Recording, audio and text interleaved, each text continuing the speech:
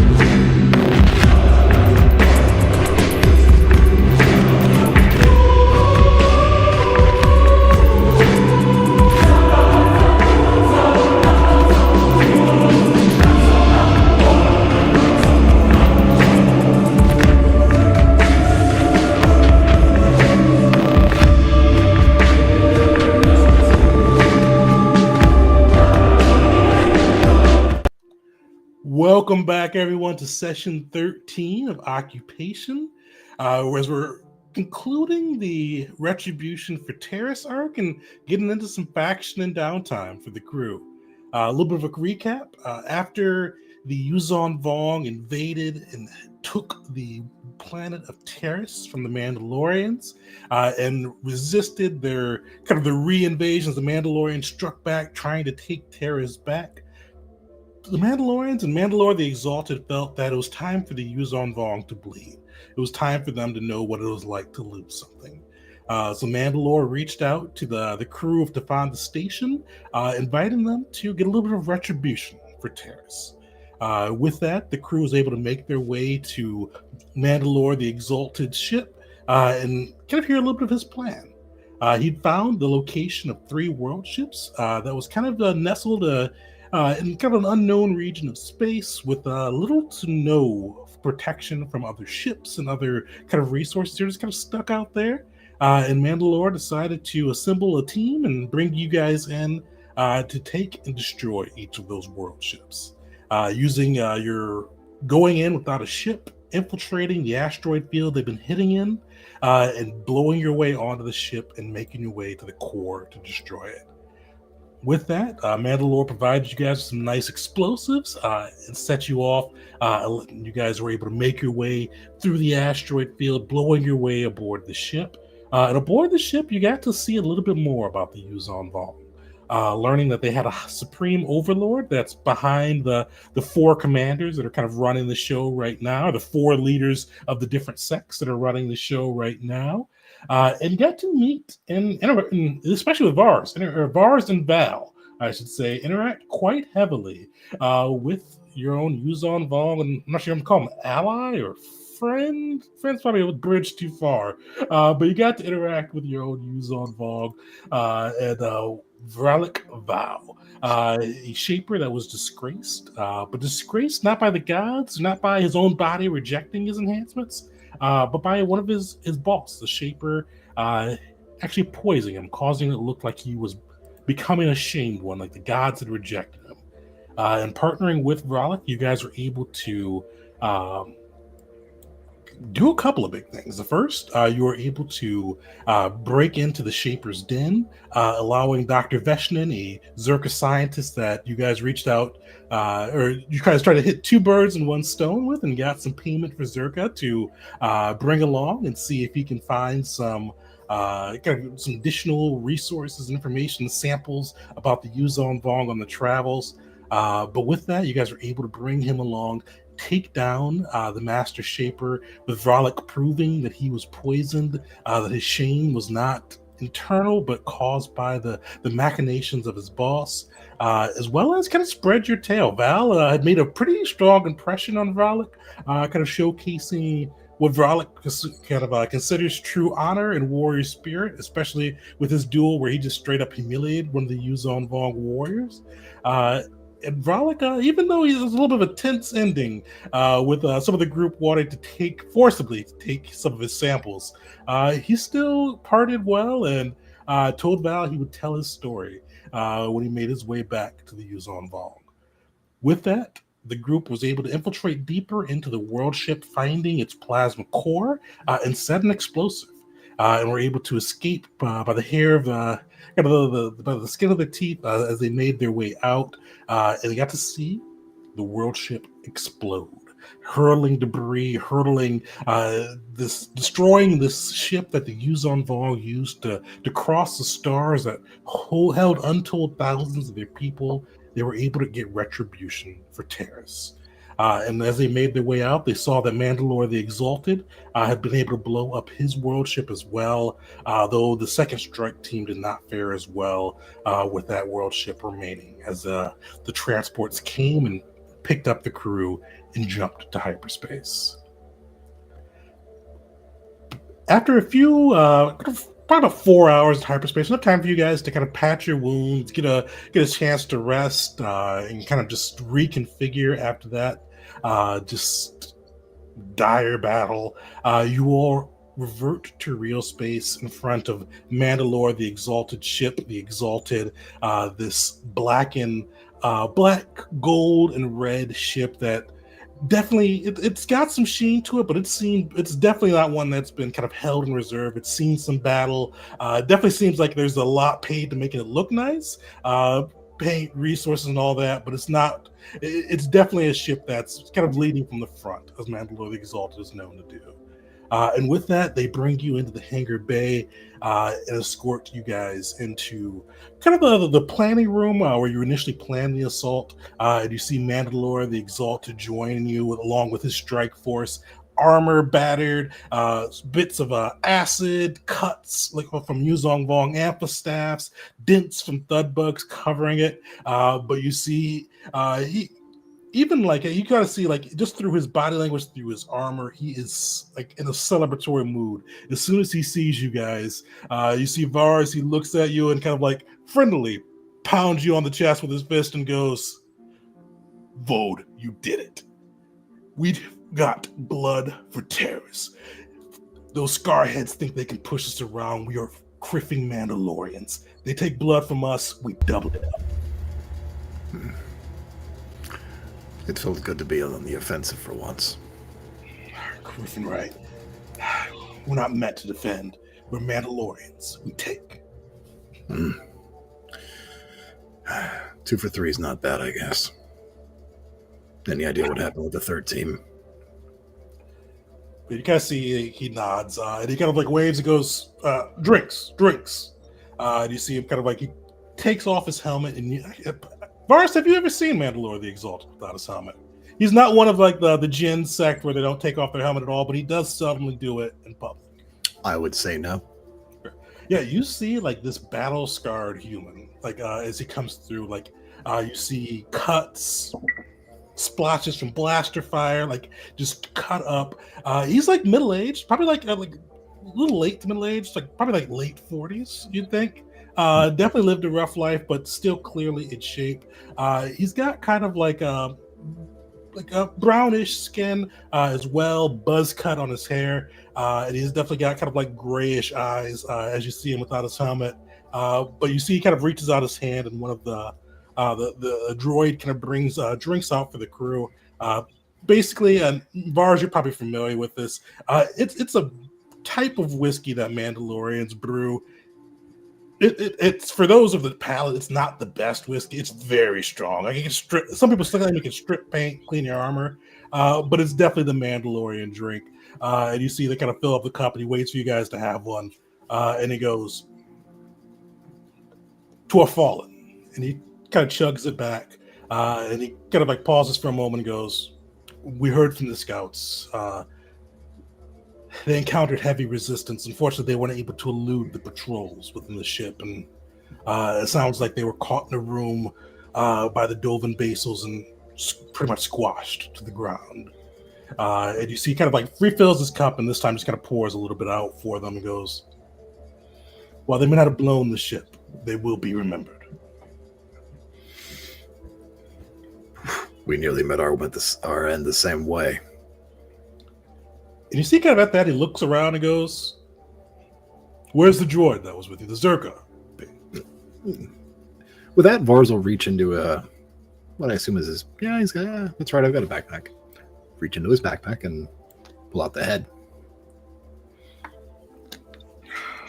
This is what we could salvage. This is taking this back to Zerka to see if they can do anything with it, but. You see kind of like he got emotions for the droid to kind of refill the glasses. And he goes to C4 and kind of pounds another drink. Yeah. What could have been? And Vars will, for what it's worth, he's been matching him drink for drink at this. Like, oh, not going to out-drink me. Yeah. You go. Oh, go ahead. But, after we wrap up with everything here, there's something I think you should see. Of course. Before we get back to the business of the war, one of our traditions involves, I know it's one of you shared, but to honor the fallen, pay the last respects to those who gave their lives to bring this victory. And you kind of see like when he gets to victory, he kind of pounds his chest and his voice goes up a little bit. Tell a story to honor your fallen friend.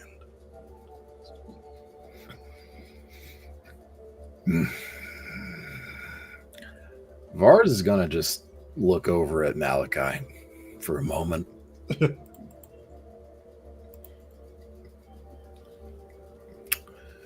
Though the droid was irritating, a bit selfish, and kind of rude, he still fought alongside us and ran headlong into an enemy that considers the very sight of him an abomination and fought till his very end. Whatever I thought of him personally, he died fighting. And that's good enough. You kind of see him lift his glass again. He goes, "A warrior's death. Fitting for a Mandalorian and more than fitting for a droid." And you see him kind of chug the last bit. And Vars in turn will throw it back. Well, if Zerka is, depending on how lucky he is, maybe not the end of him, but we'll see.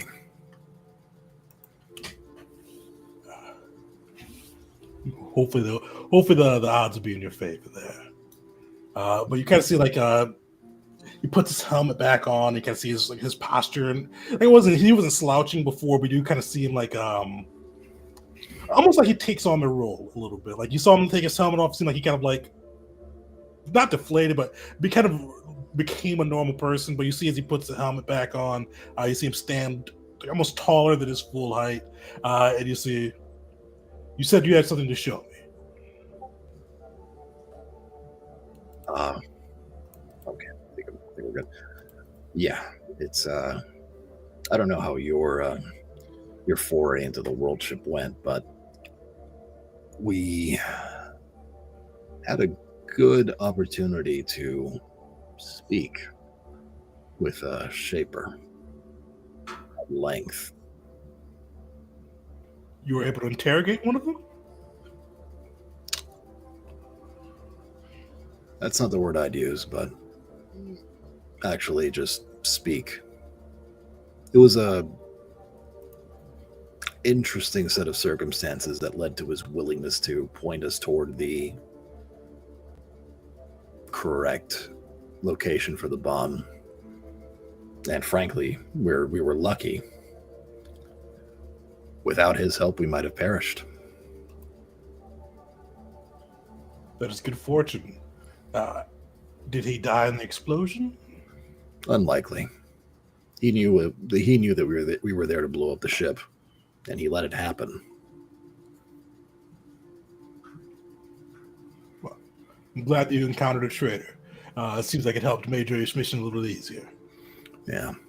Also, that might give us some insight into how the Vong operate, but I've got the whole thing recorded, so we can go through the data and disseminate it later. Good soldier. If you could provide that to the intelligence teams, we'll review and see what we can dig out. Yeah, on it. And you see, he kind of goes, "Oh, before you go, I did promise you something, didn't I? I know you championed this project, but resources were scarce, and we weren't able to get you your own.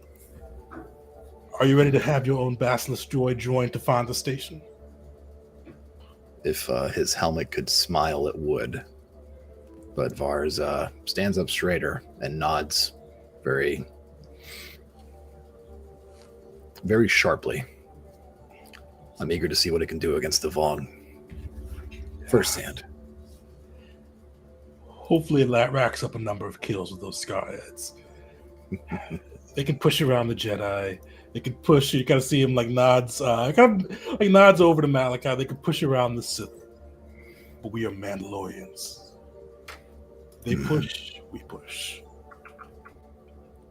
Send your specifications over to our manufacturers. We'll make sure we have it to you before your next mission. Out of game 2, this is going to be a companion for the party. So you guys can build this yourself, same level as the crew. It has to be a droid, and there's one class of droid that can be a large. I'm blanking. I think it's class 4 or 5 right now, but I'm blanking on what class it is. But it has to be the class that can be large. But outside of that, it's up to you guys to build it how you want to build it. It's companion, but it's going to be kind of the same that we did the companions back in Invasion. It's not going to take a bonus action to command them.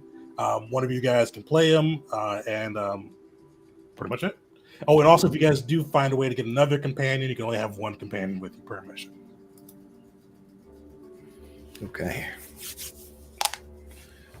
Time to start digging into droids.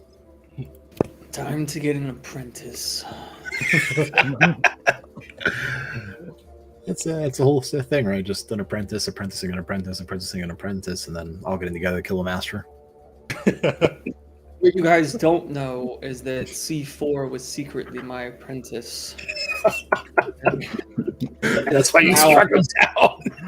Now I must replace him. Technically, he was Sentinel. He was a tech sentinel, but a sentinel. Yeah. You guys don't know, and I'm not saying. Saying what? With that, though, you see kind of Mandalore goes, take your time, you're welcome on board my ship for as long as you like. But you kind of see like he pulls up a little holo projector upon his wrist. And you guys see like the 3 world ships hovering there. And you see video of like first his ship exploding, followed by like him and some of the other Mandalorians jetpacking it out. And then you see just kind of a minute or two goes by, then you see your ship exploding, followed by you guys jetpacking it out.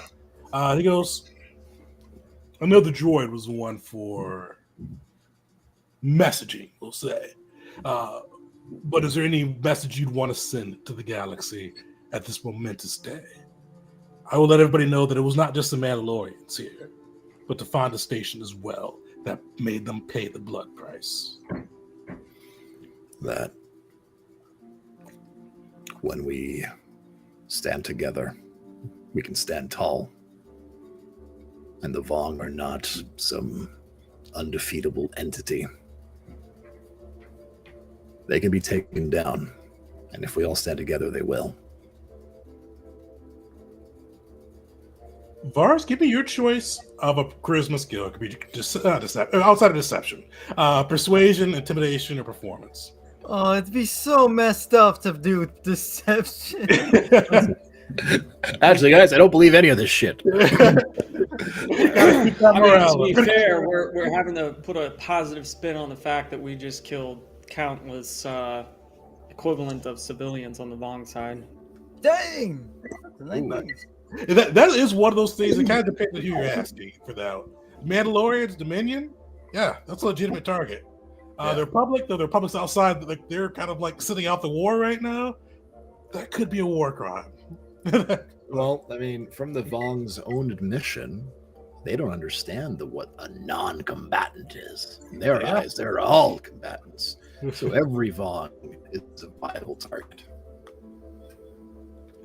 That's definitely their logic. Yeah, if you're alive and you're part of people, you're a combatant.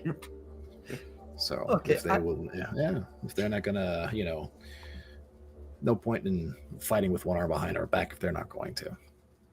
Who the hell in the Republic is going to argue for the Vong being able to have the label of like, you've committed a war crime against them. You must be tried. Yes, the invaders that are conquering the galaxy. Somebody in Coruscant that's never had to worry about anything. Exactly. Yeah, those core worlds that are always like, the war never really gets to us. The war, but boy, oh boy, it sure is bad. Especially with the Republic being out of the war for the last 6 months. This is probably the first like true bit of peace they've had for about a decade too with the War of Dominion. So life is actually, probably a lot of shortages for things.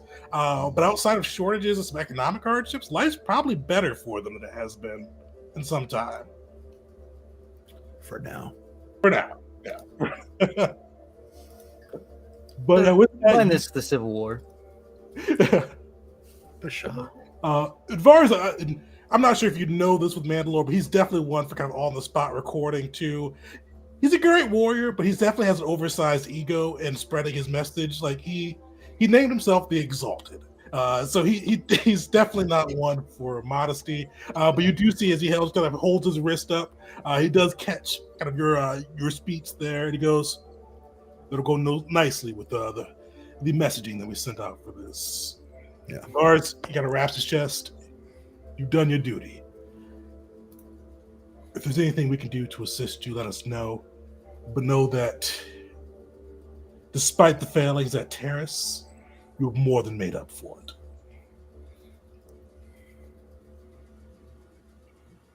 And with a mounting sense of self-satisfaction and pride, Vars will just say, "Thank you."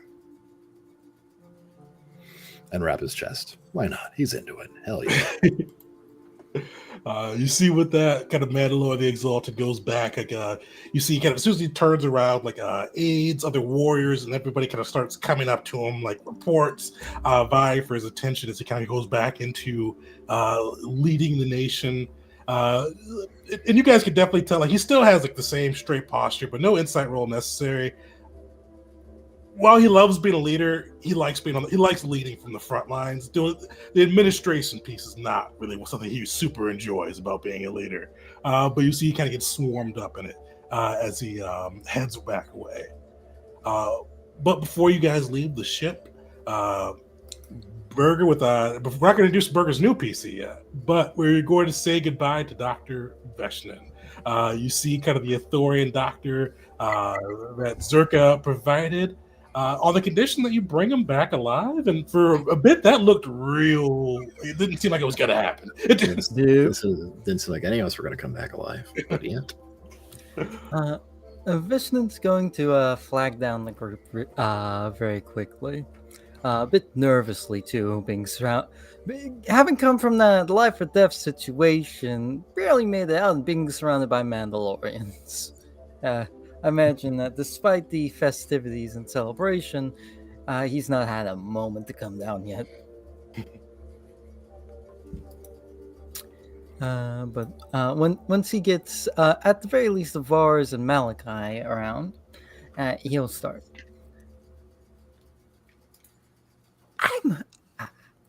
I am alive. I'm in one piece. Unfortunately, not C4.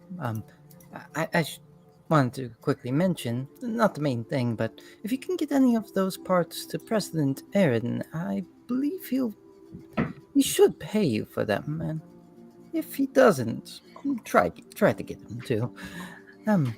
But more importantly, with him gone, I know the Fauna Station won't have really a good representative for Zerka. You might not get some of the more pressing information that way. So, I'm going to tell you about something I maybe shouldn't. It's a project I've been a part of, that I'm working on. Galaxy Cleanser. Vars, I believe, if I remember correctly, you are somewhat familiar with it. Well, the things we learned, the lessons from Saberbreaker. We've learned from that time. We're doing better now. We are making something to take out the Vong. Only the Vong. Wow.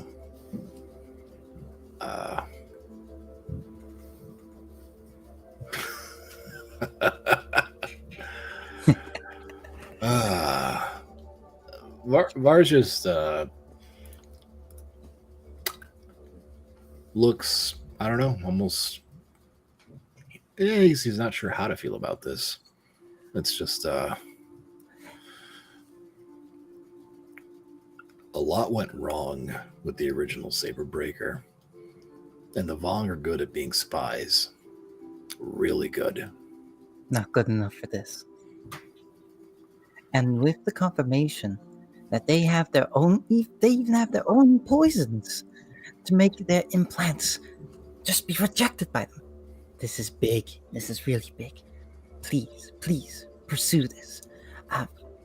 Use my name if you have to. It's hush hush, but please, if there's any point that you have time, help out Zerka. Help out Galaxy Cleanser. We could be rid of the Vong like that. End this war. Well, if it helps at all, I'll provide the footage from our trek on the world ship. Maybe you can glean, you or Zerka can glean something from it that I can't. And frankly, I've never been one to hoard information. Some people are thinking about after the Vong leave, but my concern is getting there. We'll deal with it. We'll kill each other after, I guess. Zerka has its contingencies. I'm sure, man. I'm sure Mandor the Exalted does. I'm sure Malachi and his handlers do. And Val, I think he just wants to fight, but honorably. So, please, take this information with my blessing, and I hope it brings you something. Of course. For Taurus. For Ithor. For the whole damn galaxy. With that, what do Val and Malachi kind of think about this new Galaxy Cleanser? I know you two probably wouldn't be familiar with Operation Saberbreaker. I think the group sat on that information, or gave it to the Republic, but sat on the information galactically. But what would you guys think on that side? I've got a clue for Val, but I'm not sure for Malachi.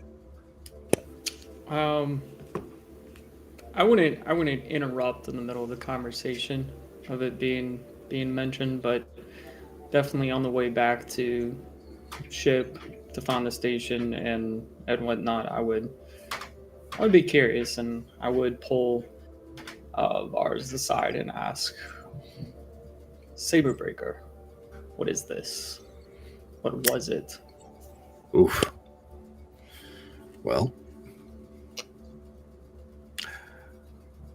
I don't know if you got anything to add to with the doctor before he departs. Or No, that I believe that was everything. Right, Tegan? Definitely. Okay. Oh, well, Malachi, that's a doozy. But you've been fighting alongside me for as long as you have, and at the very least, you deserve to know what happened before. So the Republic and Zerka were trying to figure out.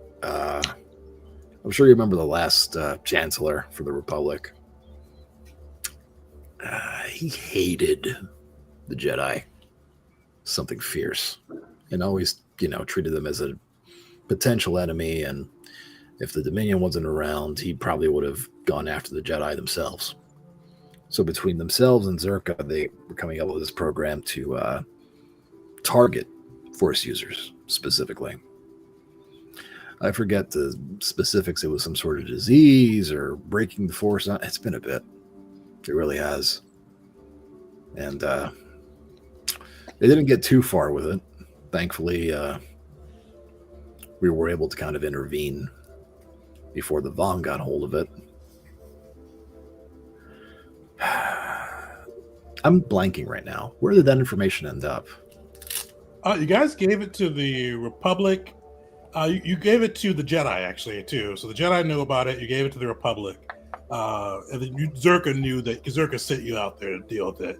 So Zerka, the Republic, and the Jedi know that Operation Saberbreaker was designed and it was kind of like hidden within the Republic. Supreme Chancellor Oveno kind of authorized it with Zerka. And basically it was a virus that targeted the Metachlorians. It wasn't supposed to be lethal, though. It was supposed to just kind of like disrupt the Metachlorians to make Force users lose their access to the Force. But it kept being lethal and spreading to non-Force users, which is why it never got deployed. Okay. Should I like roll to see how much of this would Vars would remember? Because if you'd like to, otherwise if you know, yeah, because it feels like it'd be like it was some force, it just targeted force users. It was supposed to target force users, but they never really figured out how to just target force users. There we go. I'll stick with that. I definitely, I thought he probably relied on Talos a little bit from the more science. Hell yes! Like oh my god! Yeah, it's like it was supposed to just target force users, but they could never figure out how to just target force users. Either way, the Republic knows about it. The Jedi know about it. Hell, honestly, I was like I don't have the Force, so it was kind of a footnote for me. By all means, tell our mutual friend. You're man, I am blanking on names today. Lord Galvin. Lord Galvin. Yeah, by all means, tell Lord Galvin and let him know that I'm sorry I didn't tell him sooner. Well, honestly, Vars, I expect Lord Galvin probably knows about this. Yeah, maybe. But regardless, it seems that they came to their senses on two fronts. No, they just couldn't figure it out. That could very well be it too. But tuning out the Force might be something that could have been done against a lesser user. But it's no match against the dark side of the Force. Well, I mean, look around us, you notice that there's no Jedi among us. There's no Republic among us. At least Zerka has been able to see some sort of way forward.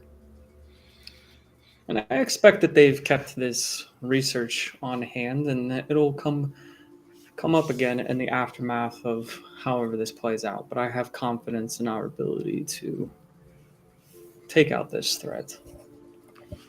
Well, thank you for sharing this with me. Of course. I mean, the way I see it, it'd be stupid to underestimate anyone, Dominion included. I remember when the whole Vong thing, and they can be anybody. The ones that took immediate ruthless action was the Dominion, and if it wasn't for Lord Galvin, the Republic would still be chasing its tail with I don't know how many corrupt senators and aides and everything going on in the Senate headquarters or the Senate. I don't know how these Republicans name their buildings. Is it even Republicans? Pubs? I have no idea. That was a long fight. I'm tired. The Republic's not chasing its tail right now? Well, no, now they're just playing with a ball of yarn. They're definitely the gif of that guy where the house is burning down around them, but they're like, this is fine. This is fine. Yeah, this is okay. That's all right. So what does Val think? Val would have kind of an interesting perspective and might be a soapbox moment for him as the kind of group discusses this. And he just kind of, you can tell he kind of composes himself a little and starts to think. And he goes, yes, Val's people, he goes, many of you think of Val's people as primitive in that we like to fight. And yet, when you think of my primitive people, my people have not gone to planets and wiped out societies, cleansed millions, including women and children who don't lift arms. Can you say that of your people? So you look at the Vong and you say, the Vong are terrible. They come and they cleanse these planets and they can wipe us out. Yet before the Vong were here, the Mandalorians did the same to the Republic. The Republic did the same to the Sith. The Sith did the same to both. And Zerka sat in the shadows and pulled the strings and profited off of all of it. He says, so yes, look at my people as primitive. Look at my people as savage. Look at my people as just like to fight. And yet that is untrue because your people are the one who've done this before the Vong have come. and your people will do this after the Vong is gone. And so what Val says is Val believes it is about perfection of the body and it is about perfection of the craft. Val's craft is combat. Val's craft is the blade. And so my pursuit in life is only to perfect the blade and to prove that against others who also have the craft of perfecting the blade. And it is only when you can truly master it, then can you say that you have truly earned death. So Val will never strike down one who hasn't perfected their craft, because they haven't had the opportunity to perfect that craft. And yet we go to the world ships where you say, they are not innocent. Yeah, maybe they are not innocent, but they have not perfected the craft, and you have denied them that opportunity. So why is it that we are so much better than them? That is what Val says.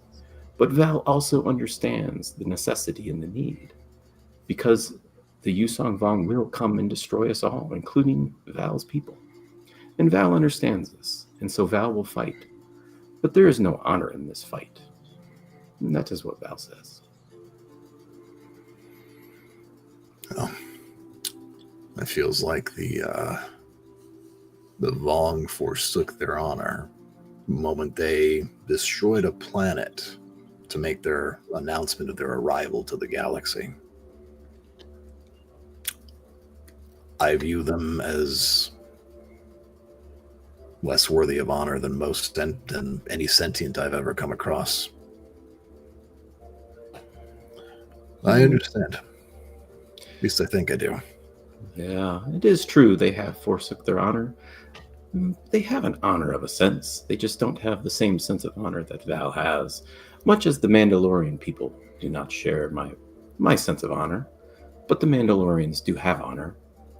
The difference is they do perfect the blade.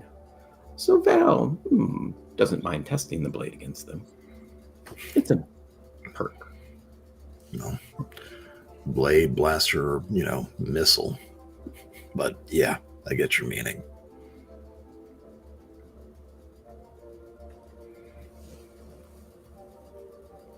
Perfect. I'm going to throw a point of inspo in for that. But after the heavy conversation, the three of you guys are able to board your shuttle that you rode from Defonda Station and begin kind of the journey back home. Uneventful journey through hyperspace. Just probably about 3 or 4 days, about 4 days, you guys spend kind of traversing the stars, making your way back to the station. And when you arrive, you see the station kind of a buzz. You see some of the mercenaries you've hired, the Iridium Mutts, kind of some ships leaving, some ships just on guard patrol as you brought them into the fold, and you're able to make your way easily to the landing port. But as you guys arrive, you see a droid kind of meet you at the ship as you kind of dock down, and you see the droid, this little silver protocol droid, kind of shuffle up and goes, President Aru and the rest of the Defonda Station would like to meet you in the conference room. Post haste, please follow me.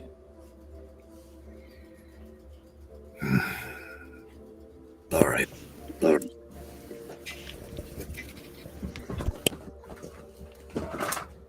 With that, the droid kind of leads you guys out through the hangar, back to the conference room. Though you all know the way, it definitely felt the need to shepherd you there. Once you arrive at the conference room, you see 3 people. One of them, in person, you see President Aru, kind of in fine blue robes again, dark skin. He was kind of the compatriot that usually worked with C4. But you also see 2 other people. One of them in person, the other through hologram. The one through hologram has kind of deep, just gray robes, a very almost meditative, solemn expression upon his face. And you see he's got head tentacles. He's an Atolan, kind of arrayed behind him. Very big eyes, very big in blue as he stares out from the hologram. But next to him, and I'll turn it over to you, Burger. Introduce your new PC. All right. So firstly, I'm going to do 2 things before I start describing, and that is throw the character's art into the art chat, And I'm going to move my chair, so I immediately posted the wrong one. I posted the flip image. And I'm going to swivel my chair around so on my face cam will show the art, which I'm just realizing I've had it up the entire time. Hey. Of course. So, in front of you would be a surprisingly small individual, about 5'2", 5'3" if you included the horns, but very stout. Obviously a Zabrak with a bit more broad horns in the front, a smaller array with 2 more coming from his forehead and 1 in the back, making a less than complete crown. He would be wearing very bulky and large robes that clearly don't fit him well, but have been modified in a way to make it seem he is larger than he actually is. His chest would be exposed, and on it would be a long scar that would drag from underneath the cloak all the way up above to his shoulders, which are covered by a separate Jedi Padawan cloak that he has wrapped around like a scarf. It is much larger than his own clothes, which, as said before, are already pretty large themselves, and kind of covers half of his face and just drapes over him.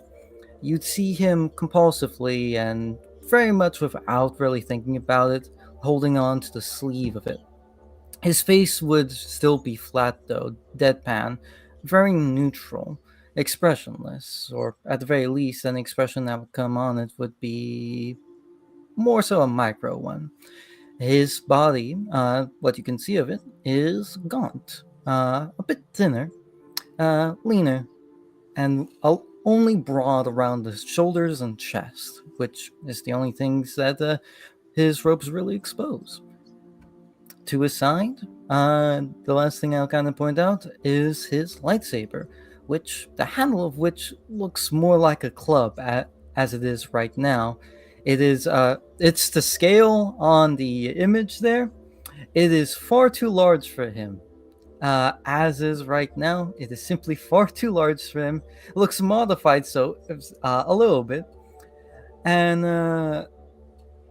it doesn't quite look right. Oh, I should also mention he looks like on the younger end, probably early 20s. Nice. And with that, before you guys could even introduce, and I just realized for the streamers, I gotta change your name tag. Still says C4 for you. I'll update that next time. And we'll get into his name. But before you could even get into his name, President Aru, he looks at you guys and his eyes intense with a sadness behind him. And before he doesn't even say hello, doesn't say anything, he just says, "Is it true?" This is one of C4's things, right? He made it off, right? This is just he's gonna come out. It's gonna be a new promo we can do, right?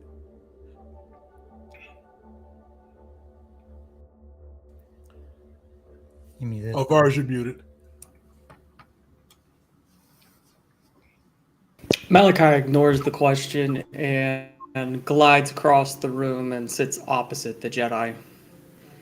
I'm sorry, the way you just said glides across the room, I had such a vivid image of in the background, just no motion. I mean, no, it's very much Voldemort style.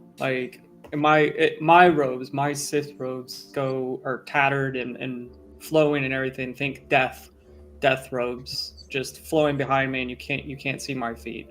But I don't take my eyes off you and just sit across from you. The Jedi would actually give a respectful nod. Yeah, Vars is gonna reach into his backpack and retrieve the remains of C4, his head. You see Aru tentatively reaches out.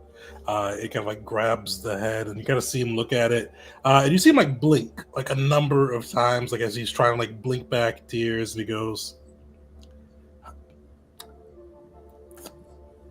"Thank you for bringing it back.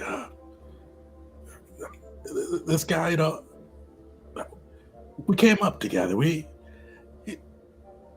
I helped him. He helped me. He's a droid, but he was my friend.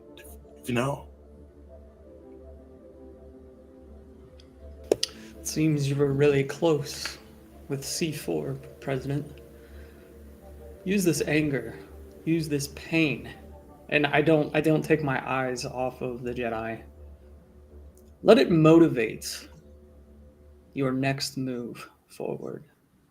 Use me as an instrument in that endeavor. Malachi, give me a persuasion check.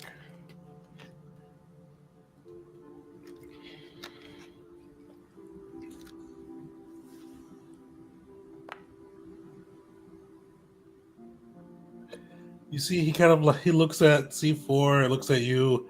You kind of see like a nod a little bit. Some of his eyes almost tighten up. You see some of the anger, sadness almost kind of morph a little bit to the anger, and he goes, "We'll make him pay. Good work too. I saw the Mandalore the Exalted's proclamation. Looks like you made him bleed a little bit too." With that, you kind of see him gather up the head of C4 and kind of start to shuffle out of the room. And Malachi, as you were speaking, we'll get actually before I get to that, Horace. What was Horace doing as Malachi gave his hatred speech? Horace was listening to it, and you can tell his face again doesn't change too much. Kind of a flat expression. As while he was listening to Malachi, he was watching President Aaron's facial expression the entire time, kind of trying to understand why this is resonating with him so much. And he's especially having a difficult time with it this time, like trying to see like why these words resonate with the president so much, because Horace was looking at it, and it's just like it's a droid. If you don't have a backup, then just get another one. Zerker was advertising this line of droids pretty heavily. There just has to be more. He doesn't really see the droid as an individual. So in this moment, he doesn't really see Aaron's grief as valid, and thus he lets it pass. He lets this one slide because he doesn't give it the credit it deserves as something the Sith is truly influencing. You do see the Jedi Master, this Natolan, kind of shake his head, and he says it like it's definitely in a conversational tone, but definitely not loud. It's like almost, it's close to being under his breath, but he's definitely saying it loud enough for both you and Aru to hear as he heads out. And he just kind of mutters, he goes, "There is no death, there is the Force." As kind of Aru takes his leave. But with that, you all do see this new Natolan, or not Natolan, this new Zabrak in here. How does it react? Outside of Malachi staring daggers at him.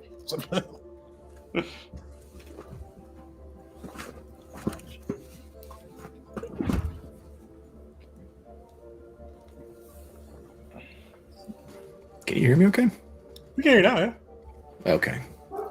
Let me see. Let me know how this sounds. Who the hell are you? And he, oh, jeez, this is gonna be hard with this. You kind of turn over, lower this a little bit, as he holds the sleeve, again unintentionally, and he'll speak up. I am Horus. I am a Jedi Knight now, a Battle Master later. I have heard of you. You're Vars. And you are Malachi. And you, I actually do not know you. As he looks to Val.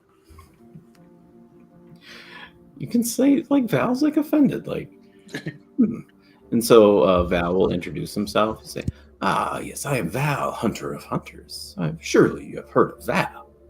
I am the most honorable warrior upon this station." It is a shame I've not heard of you. You would have piqued my interest greatly, for I too am a warrior. And so Val will give it a little chuckle and say, "Ah, yes, yes. Val has seen many magic wielders that have called themselves warrior, but we shall see. Maybe you have honor yet. Maybe you shall change Val's mind." And he actually nods at that. The Force should be used for self-enhancement, for self-betterment, and the perfection of the self. And only in that way can you truly serve the Force. I do not use it in a more aggressive way, as some other Jedi have. I use it to enhance my abilities with the saber and my forms. So I believe I can... Yes, I believe I can prove you quite right in that. That I am, as you put it, honorable. An honorable warrior. Val's going to give a little half bow to that and say, "Ah, yes, was it Horus? Val is happy to meet you and welcome to our kind of struggle for the word and go, party." And Horus will look around, and again, he's kind of short, so he has to look up at each of you. I'm just realizing. I don't think anyone here is even close to being as short as him. So he's kind of looking up at each of you. And he'll give you each a respectful nod, even the Sith. You look a bit haggard, unrested. If I'm not mistaken, you have just come back from a great trial. Is that correct?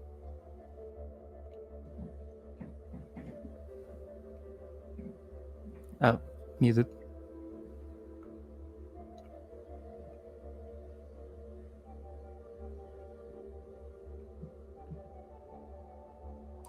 Still muted.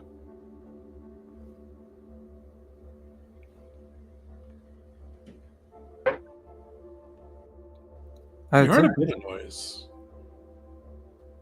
Nothing though.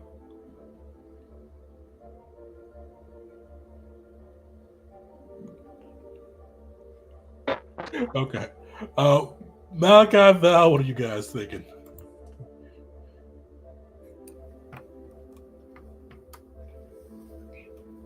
I would say that was less of a trial. And are you a Padawan or a Jedi Knight? He mentioned himself as a Jedi Knight, though he has a Padawan's ropes wrapped around him. Oh, him. okay. Just chiming in. Can you hear me okay? Yeah. Yep, there we go.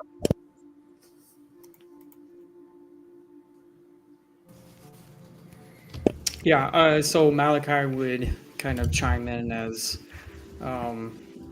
Bars kind of gets his bearing on what you would actually call the mission, besides revenge.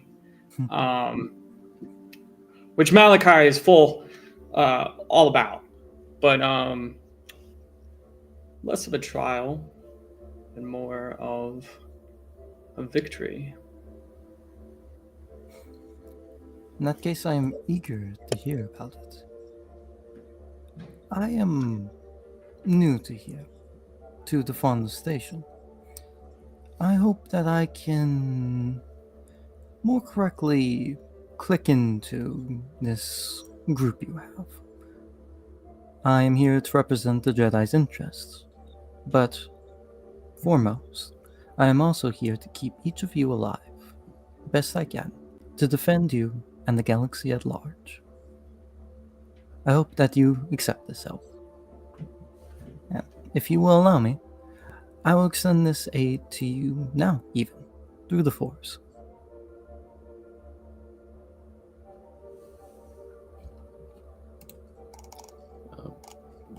Val will give a little nod of consent.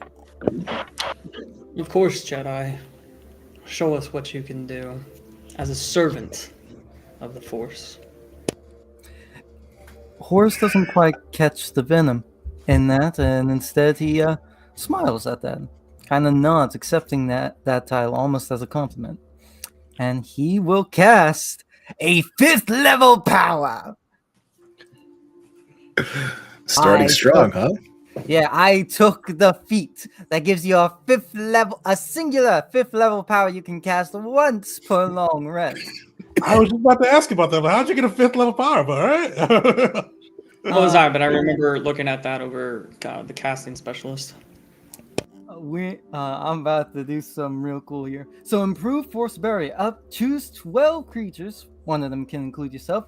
They become immune to poison and disease, and but any existing poison or disease still exists if it's still in them. They become immune to being frightened by powers. It does specify powers, so things like tech and force. If a rancor still screams at you, you might get scared. And its maximum hit points are increased by 2d10. And this lasts for 24 hours or to the end of the next long rest, whichever happens next. But there's more. Casting Specialist. One of its abilities is once per turn, when you cast a power that doesn't require a ability check, attack roll, or saving throw, but requires a die roll, you can choose the maximum or minimum on the die, your choice. Nice. If the power requires rolling multiple die, you can only affect a number of die equal to half your proficiency bonus rounded up. You can only use the best part about this is that it's not even temp HP, it's real HP that increases. It's our maximum HP. So as long as Horus is around, he is going to be using this combo for the party every morning to kind of give them that boost for the day to aid them in the force and give the party 20 additional maximum HP as well as a couple other benefits. Nice. How does that feel, C4? Or not C4. I gotta change your name. How does that feel, Horace, as you kind of work the force to empower them? Or how does that look? What he said to Val was true. He doesn't really use the force to affect others. He uses it for himself, for inwards perfection, so he can better serve the force. And you could tell if he were to try and extend that out, normally he'd have a lot of trouble with it.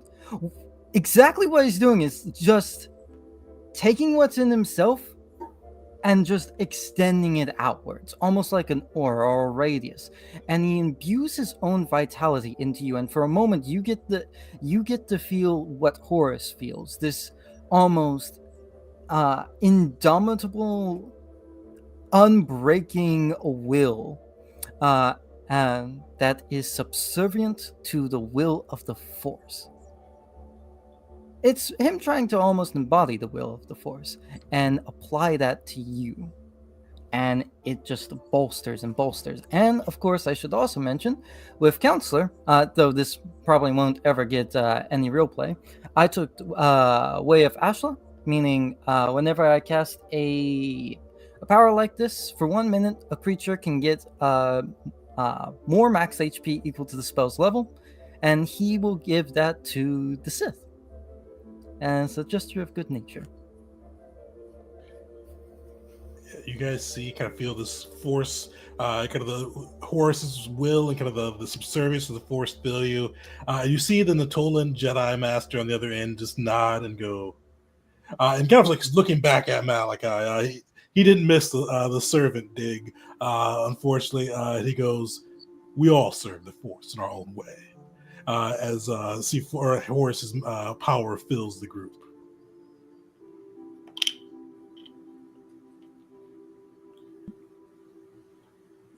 With that too, you see he pauses for a moment and goes, as Horus mentioned, we did want to make sure we put a representative of the Jedi.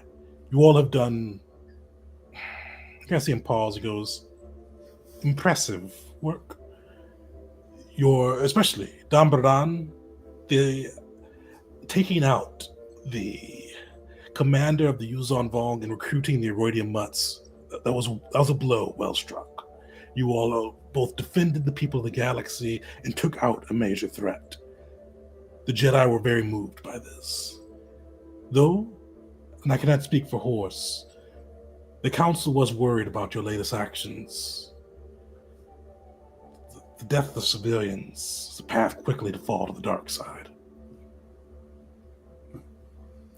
You see Horus effectively bite his tongue. I would argue that the path to power is often paved with sacrifice, is it not? And those who are willing to make that necessary sacrifice will reap the rewards. Of course, sacrifice is at the heart of the light. I would sacrifice my life to save anyone, though I would not sacrifice another's life. Worth bearing in mind regarding the Vong. There is no Vong word for civilian. Every Vong, every single one, from the weakest among their lot, are considered warriors. I will respond to them in kind. Horus doesn't say a thing, but he gives a look of like I told you so over to the Jedi Master there. Over to Grok. You see, he oh, go ahead. So yeah, he kind of meets your gaze with a nod, and he goes, well, "Be that as it may, we did feel that your work and the inspiration that you provided the galaxy did deserve our assistance. Horus here will be representing our interests, and we hope that his efforts will help you succeed and help you bring you into balance within the Force." More important than that, victory, but I appreciate the sentiment. You see, he kind of nods and goes, well, I feel I may have overstayed my welcome, but know that my thoughts go with you, and the Jedi are willing to aid you in any way that we can. While the Republic may have forgotten its duty to the galaxy, we have not. And while we have not taken the more aggressive paths others have, we have still done a lot of good for the citizens of the galaxy during this period. Call upon us, and we'll be happy to aid. You guys see him give a short bow, and you see the hologram fade. The moment the hologram fades, Horus lets out a very long, deep, exasperated sigh, and will look to the party. So, let us kill some Vong.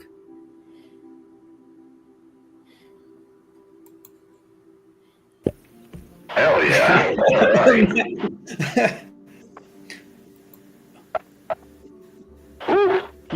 Malachi just kind of stands up. I don't know if there was more in this meeting that the president wanted, but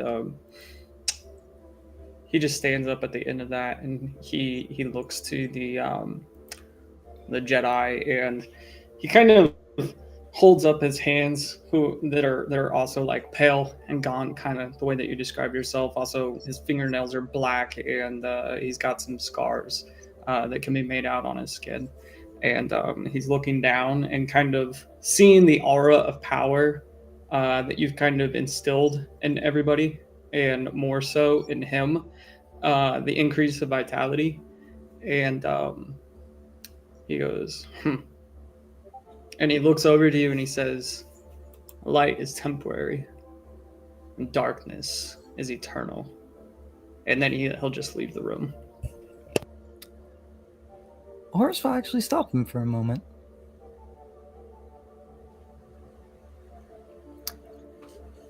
He won't quite touch Malachi, but he'll call out.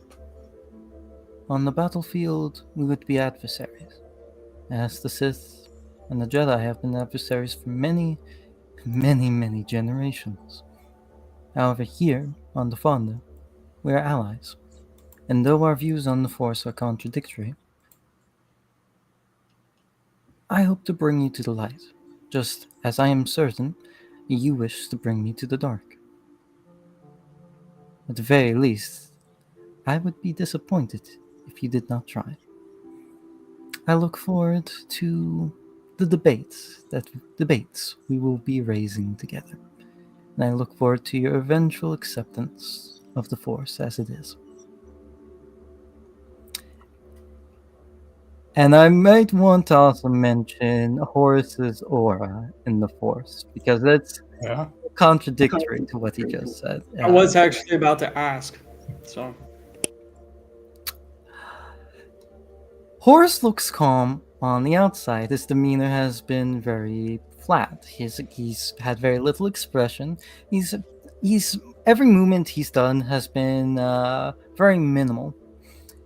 But anyone who's proficient in the Force or can see through it and can see his aura can immediately see a massive uproar, a barely held or uncontained chaotic maelstrom. And that's the best way I can put it, just chaotic.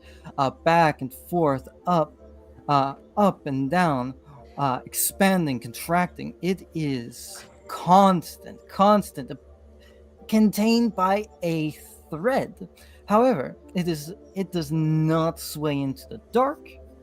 It does not sway into the light. I wouldn't call it balanced either.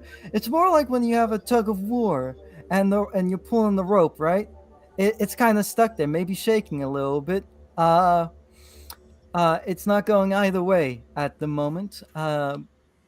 Despite that, though, he seems resolute in the Jedi way. But he most certainly, I will put it bluntly, is not light. Malachi, being a little bit closer to you now, as you've approached him and kind of made this intent no. We'll see, Jedi. Chaos has been an opportunity for those with the strength to see it. Seize it.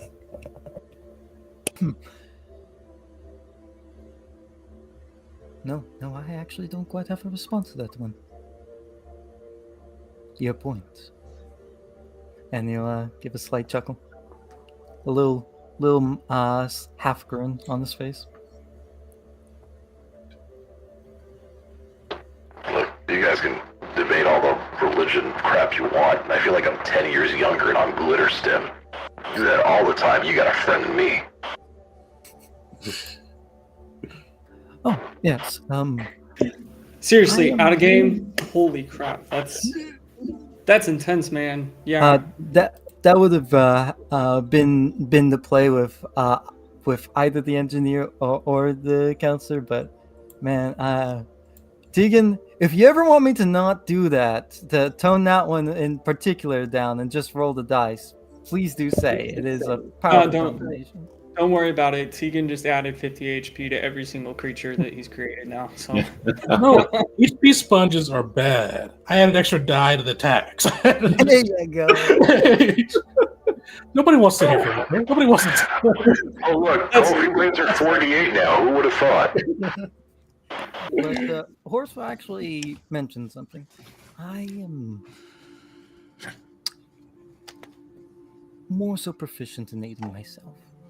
When it comes to the healing arts, I simply am not experienced, nor have any intentions of learning them. I can give to you my life, but I cannot call the Force to truly embolden your own.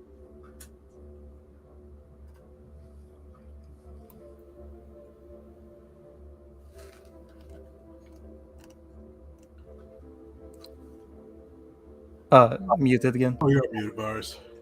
I'm sure we'll put your skills and ability to the test very soon. Oh, crap. I should have asked Mandalore for some damn crush guns. Never mind. Well, good to have you here, Horace. Oh, boy. Of course it's a Jedi. Of course it's a Jedi. Do you have ills against them? Please No, let me know. I believe we'll have some common points. No, it's just, the first half of this whole endeavor, I was hanging out with the Republic for a good chunk of it. They seemed like they were ready to go, and the Jedi stepped in moderately. Now we've been hounding them from the Fonta station, and I've been working with the Sith apprentice here, Malachi. Now I get both ends of the Force.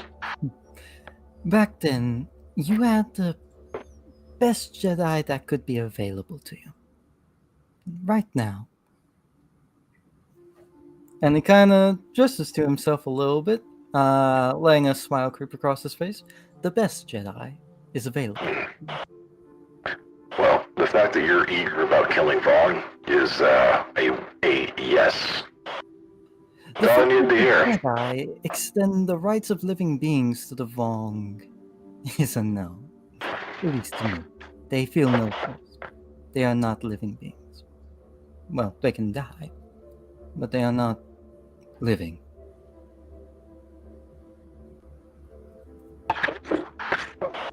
Yeah, alright. The craziest damn Jedi on our side. I'll take it. You don't even see them as living things. I just see them as less than sentient, but you... Holy crap. They are on the same level of droids. They have no force sensitivity, no connection whatsoever. Their existence is an enigma. And they will not return to the Force when they die. For them, it is not death in the Force, it is simply death.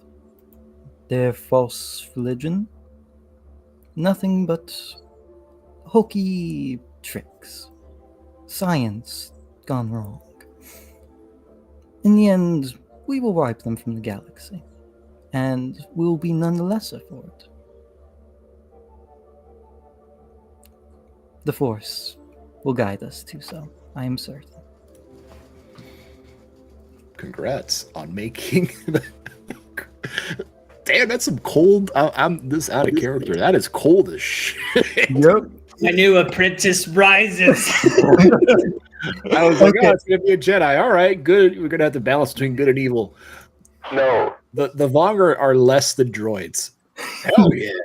Horus is a Jedi. If it's like, if we're dealing with actual living beings, he will argue for him. Like, if they're from when this it comes galaxy, to the yeah. Vong, there's a reason why the Jedi might be sending him here particularly, Like, and also why he's been noted as particularly brutal. all right, well, I would just like to point out that Val is now the sense of reason for the group. Is that where we're at? yeah. Okay. I think Boris is still the sense of reason. Val is a sense of morality for the group. Yeah. I'm gonna figure out the sanest way to kill him. You're gonna tell me it's probably kind of a little wrong. I will reveal something right away, and I'll even have Horus say it right here. When it comes to this war, there is a single truth I subscribe by. The Force will sort them out.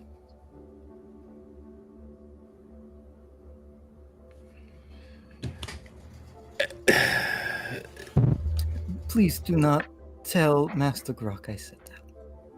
He'd be... Rock what? I'm gonna tell him. All I'm gonna tell him is thanks. Hell yeah. Here, Malachi, I think you two might get along better than I thought. Holy crap. It's been a long time since I've been able to test my wits against a true Sith. I believe his conversion to the light will be a subtle one. A difficult one. But I do love a challenge. Alright, I'm gonna get some rack time. This is a lot. Craziest damn Jedi could have. Actually, I immediately want to use one of the bonus proficiencies right here, right now, to gain a proficiency in the tool set and implement. Sure. Okay. What do you think? Cooking. All right. I feel like Horus would definitely have that as a hobby. It feels like he's the kind of person who'd go out of his way to cook for himself and to make sure he eats good. Despite being small, I imagine he'd put away quite a bit of food. So he'll actually even offer immediately, like, if you wish, I can prepare a meal for each of you. I doubt the Sith would agree to such things. Likely sustaining off the dark side of the Force is more his style, but the offer is still there. Varus stops dead in his tracks. Food that's that wasn't prepared more over a year ago and comes in a plastic container, yeah, all right, I could eat. All right, Horse is also, on top of increasing max HP for the party, going to be cooking for the party. For the few people, living people in the Fonda station, as much as he can. All right. You could see. So Val was not impressed by the magic tricks, and he's like completely ignoring this conversation because he's bored. But the mention of food, he just like stops, like he's out there just like practicing his blade. Mid swing, he like stops. And he's like, "Oh, Val is interested now. Yes, we shall be friends." Do not stop practicing. I'll bring it to you. And I feel like that's canon now for any time like it gets too into the weeds with details. Val's just like practicing in the background. It's like, that's a lot of words. I'm not I dealing with definitely all that. explained the Retribution for Terrorist mission. Like he was just probably practicing as you guys talked about blowing up the world ship. And it's like Gets there, Right. like, So we got to get in there with the bomb and make our way to the center and go ahead, and it's going to go ahead and propagate throughout all the. Horse will even add on to that with saying, once we are done with the meal, I'll likely join you in training. Well, yeah, he'll give him a little bow on that one too. Val would like to have someone to train with. Perfect. Well, you guys are able to, first off, probably because they had some probably droid cooks on the Tafanda station before, but no soul to it. So you probably have a much better meal than you've had in some time with Horse behind the stove, we'll say. But yeah, you guys are able to. Oh, go ahead. Could I use Constitution as the governing stat for a chef's kit? For obvious reasons, I feel like Constitution is the most fitting because Constitution is the eating stat. It is the eating stat. Unfortunately, it wouldn't be the cooking one. But you could definitely do wisdom or dexterity if you wanted to. Definitely wisdom on that. Should I You roll? want to give it a roll? You know what? Yeah. Okay. Solid. Yeah. And if C4, I gotta switch your thing. Horace, I'll have you describe what you cook. But guys, this is probably one of it's a world-class meal. It's definitely one of those, I don't know what Star Wars calls Michelin star restaurants, but a meal that would fit there. Brought out of like this just industrial space station by a Jedi who probably really couldn't assume could cook before. But Horace, what type of meal does he make? Meat. A lot of meat. Horace is of the belief that you should respect anything that you consume and truly recognize it for the struggle that brought it to its life and the struggle that eventually ended its life. But he also eats a lot of meat. He likes meat. So it's like steaks, it's like sausages, it's burgers, it's a lot. My man's working the grill. It's the Star Wars version of the turducken. No, if he can make, he would make a lot of food because he plans on eating too. It'd be a lot of food if he can.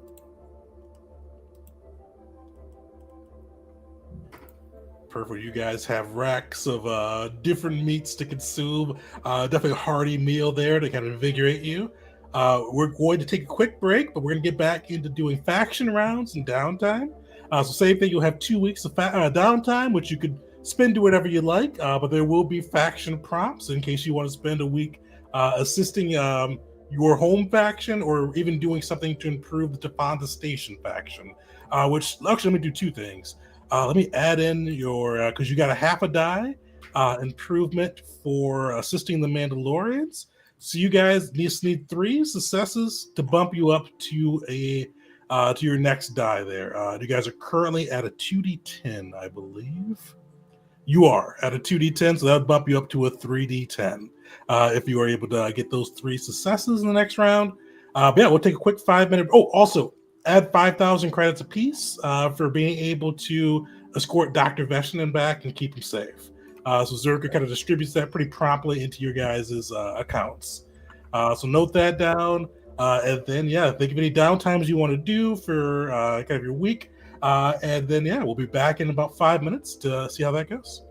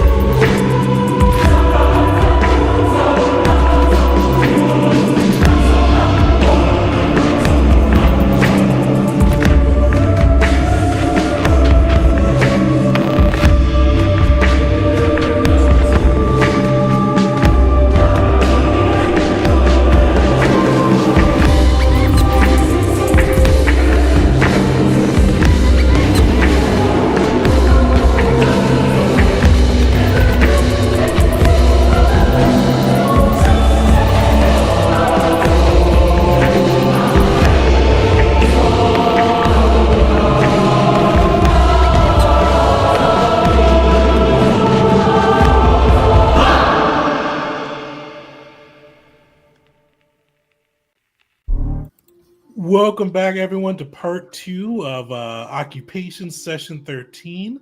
We got to meet the new addition to the crew, Horace. And now we're going to get into faction rules. And it's been a little while since we've done a faction session, so I'll kind of give a little bit of a refresh here. So we're going to go through each of the different factions that the players represent, as well as Stefano Station this time, for as a group as a whole. Is going to have some type of prompt, something that's going to occur within the galaxy. You guys can choose to participate within it, or kind of avoid it as well. But with that, we can kind of see how things play out around the galaxy with different events going on. And eventually, too, with your downtime week, you can use them doing regular downtime stuff like looking for items, things like that. Or you could do things to help your faction or help the groups to find the station faction as well. And I'll mention too, you guys with the recent Mandalorian job are at 2d10 with only 3 successes necessary to get to 3d10 for the faction. And just a brief reminder for both the group and the viewers, when factions kind of face off against each other, the versus the Vong versus the Exchange, it's a roll off between the d10s with your guys' involvement and things kind of shaping out different bonuses or advantages you get with those d10s. Perfect. Before we get started, does anybody have any questions? Sweet.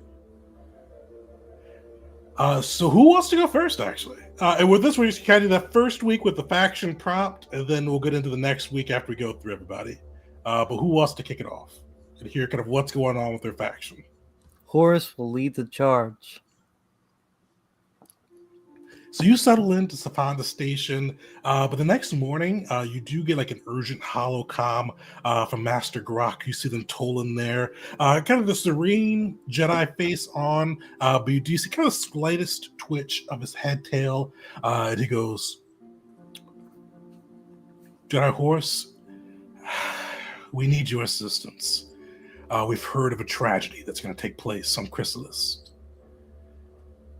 Intelligence has indicated that the Yuzon Vong, angered by the recent losses, have decided to make a sacrifice.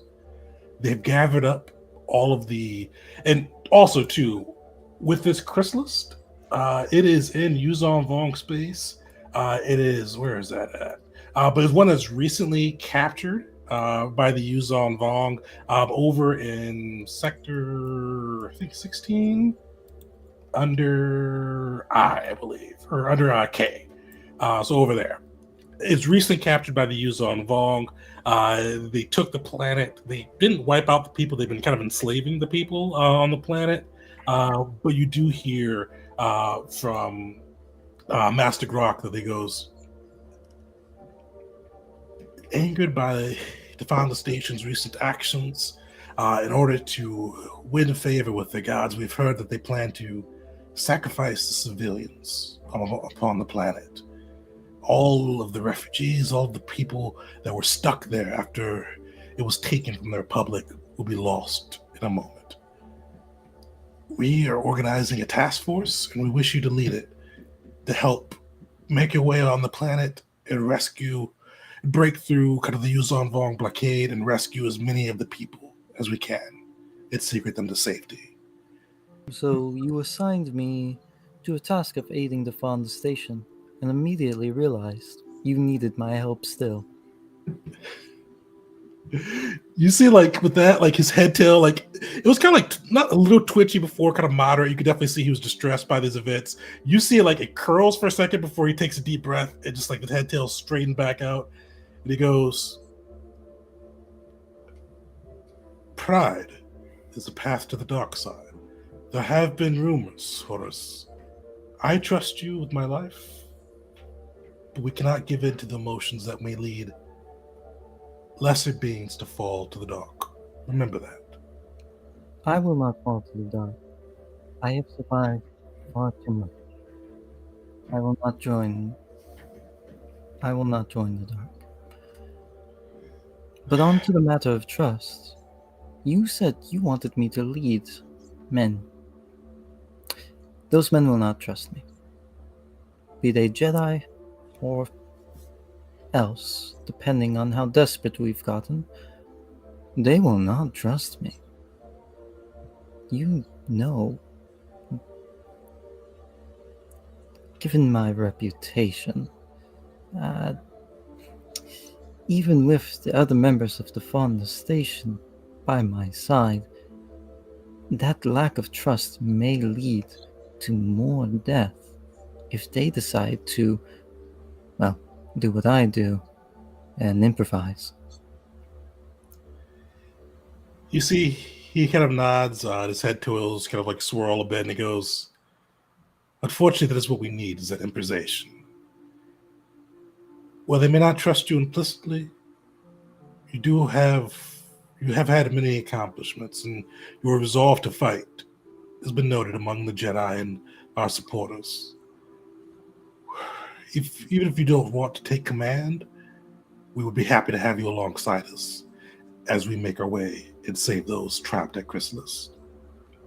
I am but a servant of the Force. If this is where it will guide me, so be it. You see, with that, he kind of nods, and you kind of see like some of the apprehension that was coming through with him through the Force of the conversation fade. And he goes, "I believe this is the will of the Force. Go, Horus, and let us bring a little bit of light back to the galaxy.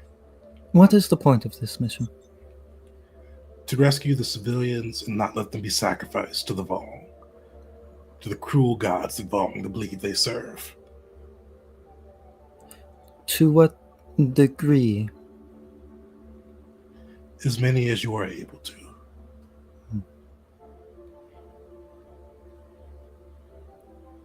And you can see he wants to ask something else.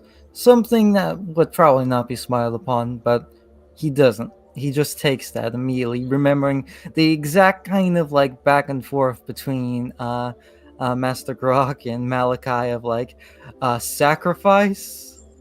And I'd sacrifice my life to save any other. Just like, but I would not sacrifice a life to so and so. And it's just, Horace just kind of nods, doesn't add anything more. He knows better at this point. Perfect. And you see the Jedi provide you with a shuttle from the station to make your way out there. But before you make your way out there, you guys do all kind of across the station. So all of the party members, you do see an urgent holo report. And you guys see like above kind of like different planets, almost looks like they were kind of collaged together. You see the 4 leaders of the Yuzon Vong. It looks like this is over the HoloNet. You're not sure if they are kind of utilizing their bioorganisms to take control of the networks like they did above the unnamed planet with the OG crew, or what they're doing, but they are on the other HoloNet stations. And you see these 4 leaders. You see the one that probably stands out to at least Vars firsthand, Master Shaper Nim Yen. You see her kind of standing in the middle, her 8-fingered hand kind of just gripped to the side, her head tails behind, kind of twitching, almost an amusement, above a deep green planet. Just seems like abundant with life. You can see that as her background. No role necessary for those who have been to Ethor or have seen photos of it. You definitely know that it looks like she is stationed above Ethor. And you see her in the background, or kind of to one side. You see next to her, kind of directly, Vakin Choka, this just pure mountain of a man. He is definitely pushing 7 foot. Definitely taking a lot of like bioengineering, biomodifications. You see like one of his arms like looks like it's been grafted onto him from a beast. Armor looks like it is fused to him versus being something that he wears. And you see this living cloak of a cape behind him. And he looks like Vars, this one definitely you don't need to guess. He is above Terrace. You see the burning remains and this wreckage of what was once Terrace, was once one of the Mandalorians manufacturing planets behind him. You see him standing in front of that. The others, you see Yaganor, kind of their high priest. He's wearing like these almost skin-like robes, intricate swirls upon his face. He is standing to the far, to almost to the right hand of the War Master. And you see kind of behind him as well. With this battle, I'm not sure if you would recognize it too well, but you do see that he is kind of in the space of what was actually you would recognize it because you guys have been there. You recognize Dom Bradan in his background, kind of on the border between the Yuzan Vong space and Hut space. And then finally, you see the last, the Nam Dagara, the leader of the intendants, the spies, and kind of bureaucrats of the Yuzon Vong. And you see, and Malachi, this is probably a little weird for you, but you see it looks like he looks to be on Gamor, which is the minion planet with where the Gamorreans live, the pig people. It looks like he is on Gamor. And you see kind of the backgrounds for all of these played behind. And you see as they come up, they can almost each take a turn at speaking. But it starts off with Nam Dagara, the intendant. And he goes, "You all have seen the news.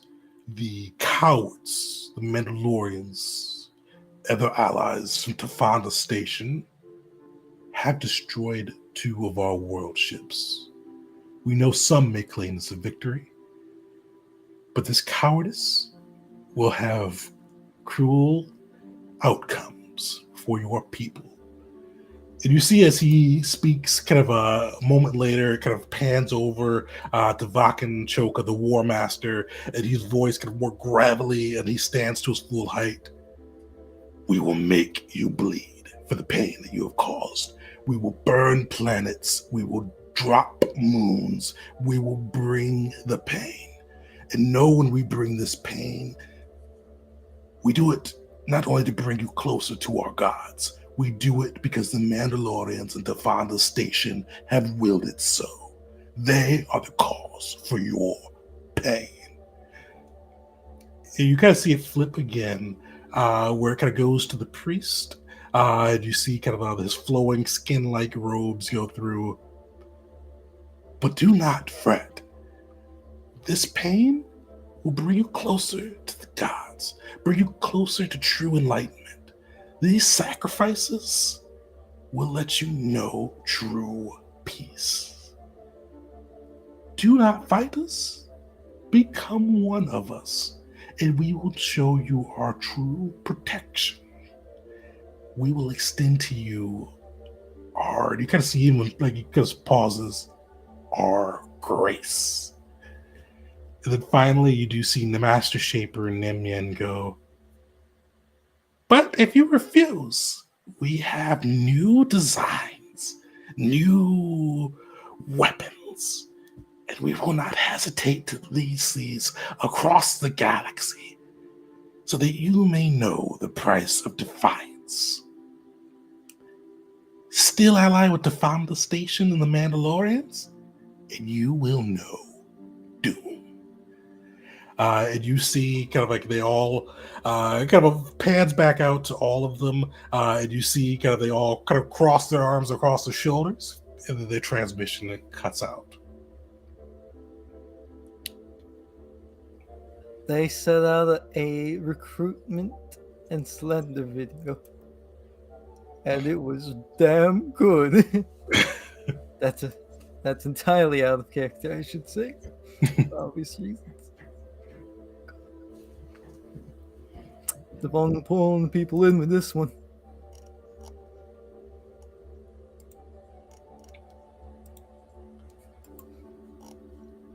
Perfect. With that, we'll get back over to Horace. So, Horace, are you taking the mission, or what are you doing?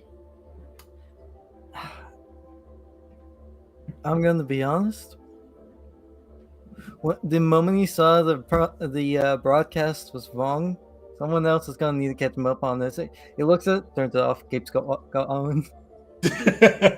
See who it is, like, nope, not taking that. Nope. No, yeah, no, he doesn't. he does not see them as living beings. He's not gonna stop and listen to them. He keeps going. And What, I'm gonna listen to your fake people words? No. You got like, maybe they need to Forrest use Yusuf was plus less to than talk Troy. this I can see well. why you would want to hear him speak. Yeah, no, he keeps going. He's gonna be doing this job for the Jedi. I have a bad feeling about this. I know how he's gonna flavor it, or I'm gonna flavor it, a bit of both, if this fails. All right. So first off, with this, you are able to make it to the rendezvous point with the Jedi. You see, they've gotten like, and you've been with the Jedi, and we'll get a little bit back for the Jedi too, because they haven't really had a place in occupation so far.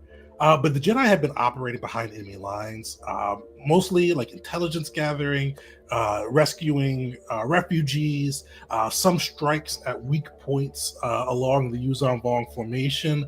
But they cut themselves off from their public after the peace was reached, and even a little bit before that, due to Chancellor Ovano's anti-force user attitude, and they have been on their own. And you see, as you reach this point, you see kind of a couple squadrons of Jedi starfighters and like these transport ships, and you're probably familiar with these ones. They're big, but they are old and beat up. These are kind of what they could salvage, what people gave to them. Because the Jedi right now, they've been operating off of some funds they've squirreled away and kind of the generosity of the people they've worked with and resources they can claim behind enemy lines. So they're kind of making do with what they've got. But you Forrest see immediately feels ashamed by the fact he's sitting in it. Just like how we have fallen. Because usually the Republic's backing the Jedi used to, and the starfighters still look nice because those are with Republic credits. But a lot of like the stuff they've had to scrounge together. But yeah, you see this fleet just kind of arrayed, ready to make their way to Chrysalis and try to rescue these refugees, these people, before Yaga Nor commits his sacrifice to the gods. Two questions. First, is Horace, is he taking a back seat on leadership with this one, or is he going to try to step up to the plate?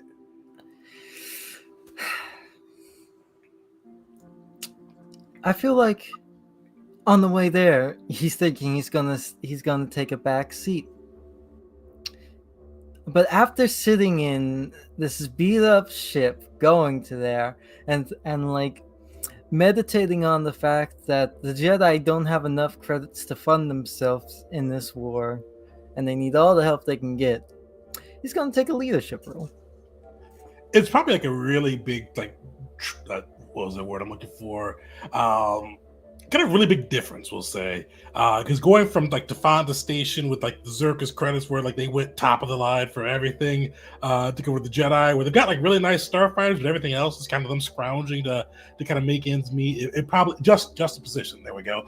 That's the word I was looking for. It is probably a big juxtaposition as you see that. But what's C4 or not? Damn, what's Horace's approach to this? You kind of see like this hologram pop up as you reach there. You see some Jedi Knights surround you, a few Masters as well, and you see this disposition around Chrysalis.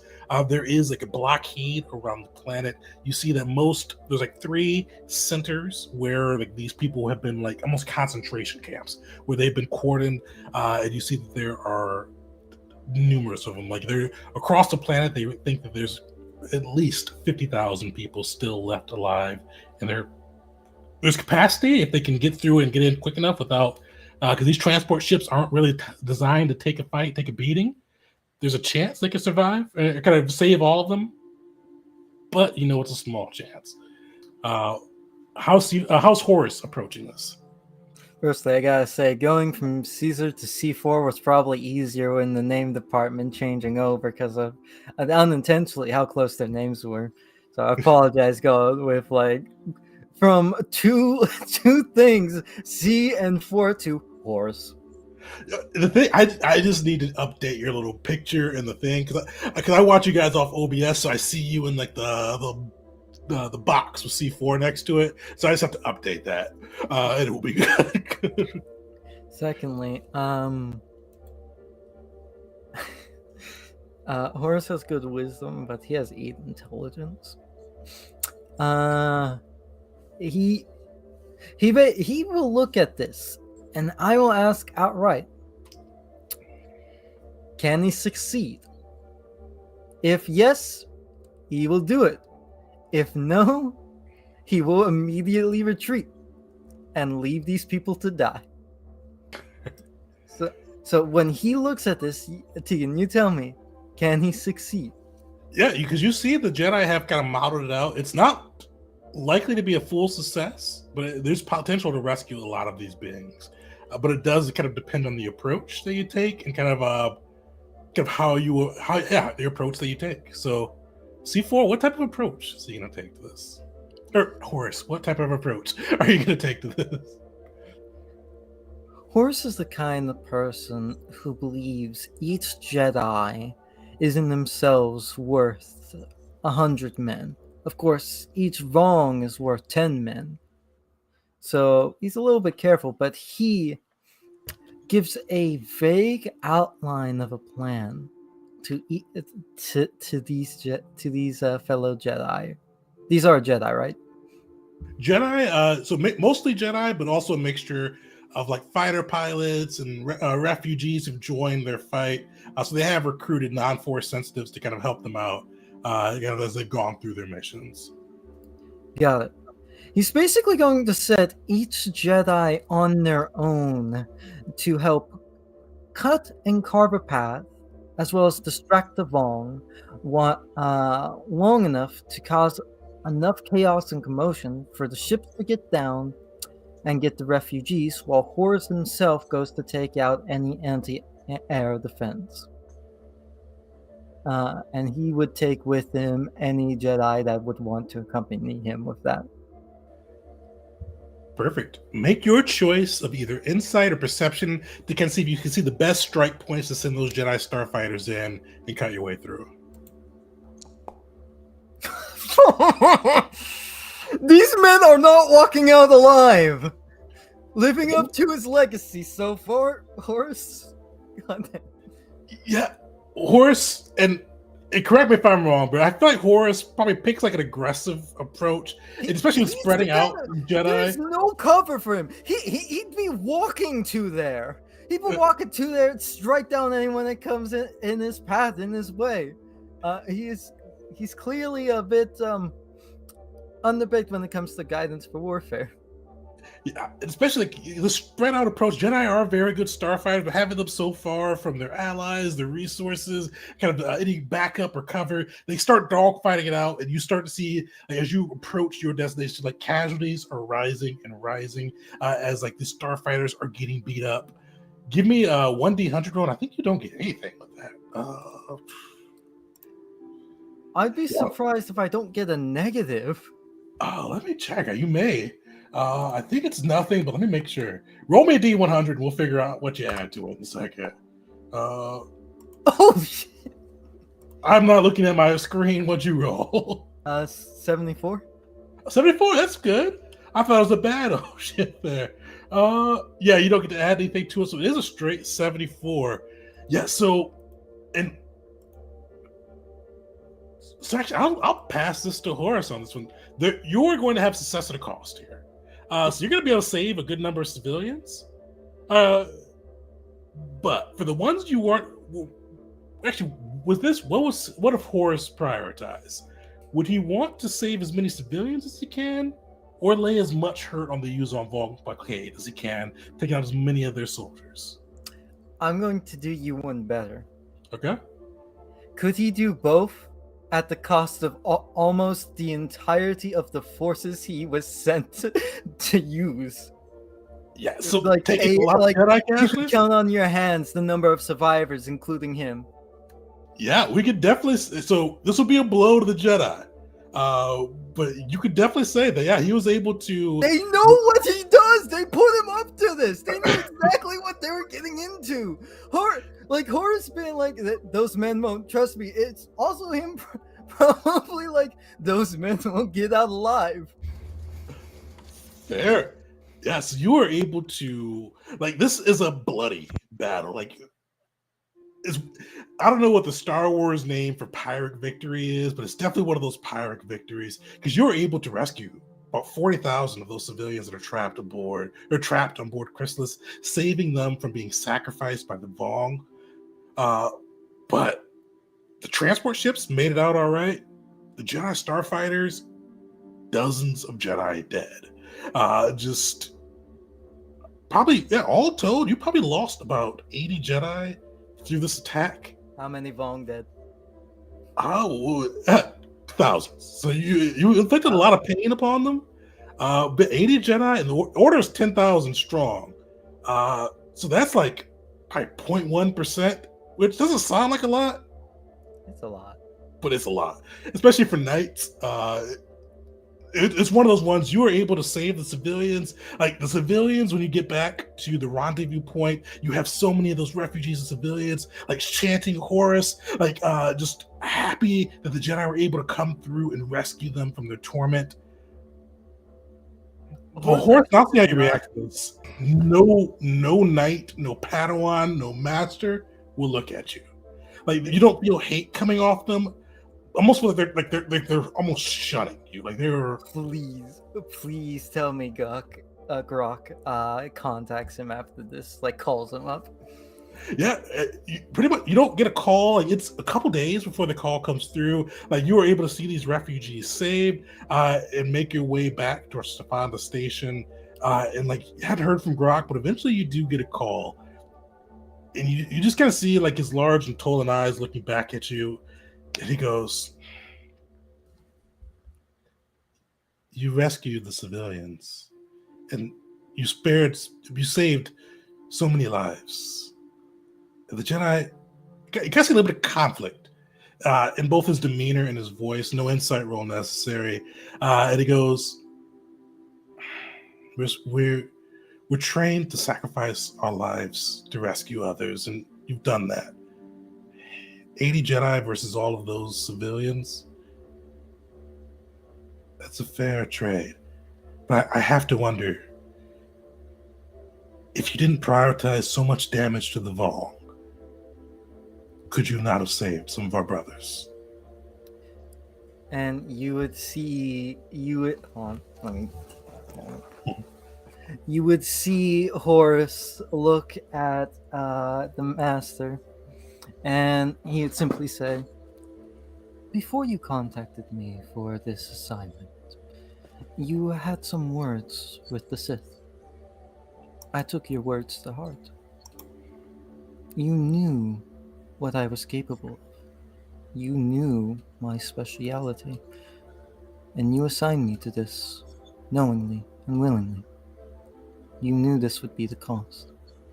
And when it comes to the Vong, any strike we do to them, every Vong dead saves more than a single one. 10, if not hundreds.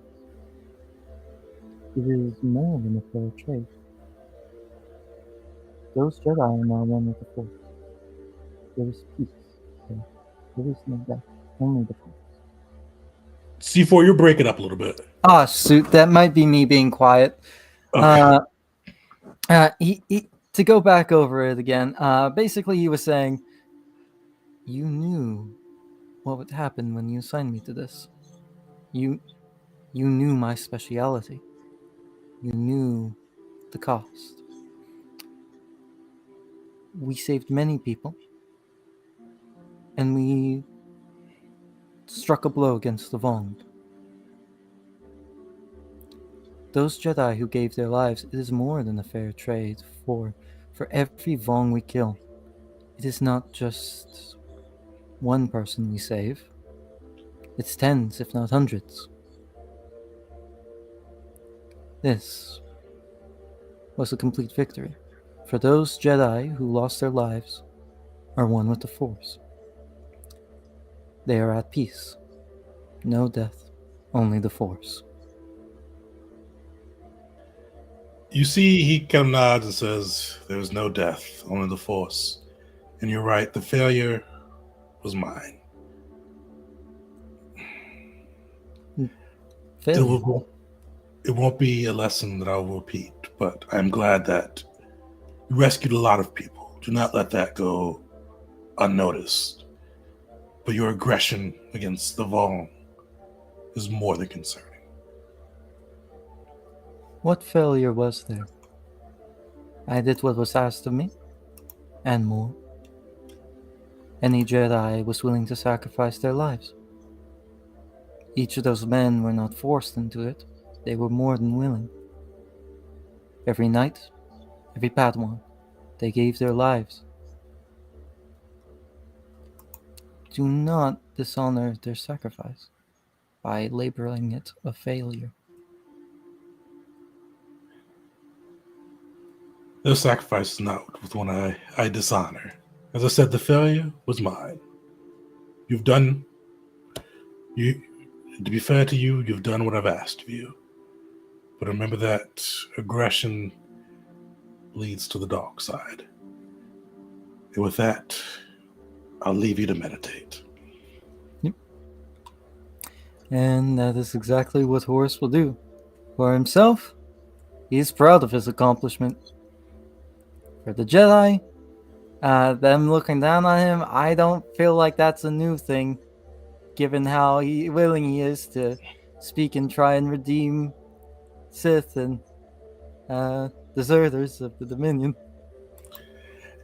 Yeah, he's probably used to being on the outs on the side. Definitely, he is used to being on the outs, but feeling a little bit more of that cold shoulder after this encounter. Matt, you were able to succeed and kind of rescue the vast majority, 80% of those refugees, and bring them home and keep them out of the hands of the Yuuzhan Vong for their sacrifice to the gods.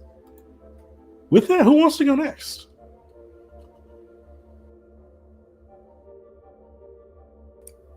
Who wants to go after that absolute bloodbath? Sure, I'll go. Val, kind of probably mid-training for you, you do get another kind of hollow message coming through, and you see kind of the smoke-filled chambers of Boss Granic's throne room. You hear him kind of like take out a cigar and goes, "Hunter of Hunters, Val, it is good to see you." Ah, boss, yes, Val is glad to see you too. I'm sure you have heard of Val's accomplishments, and the honor that I have brought to myself and of course to the Hutts. You see, he kind of nods like his big bulbous head, and he goes, "Val, you always honor us. Never been a time, no disrespect from you. Never been a time you've let us down, and we need that right now. You see that message those Yuuzhan Vong nerf herders put out?" Ah, Val did see that. Val has taken note of, slaying those will bring honor to Val. He takes like a big pull of cigar and goes, "It's good to hear. You saw that their war master, he was above Don Bragan. Our intelligence told us that they're going to be striking out with their fleet, led by Vakin, to take Ryloth from us.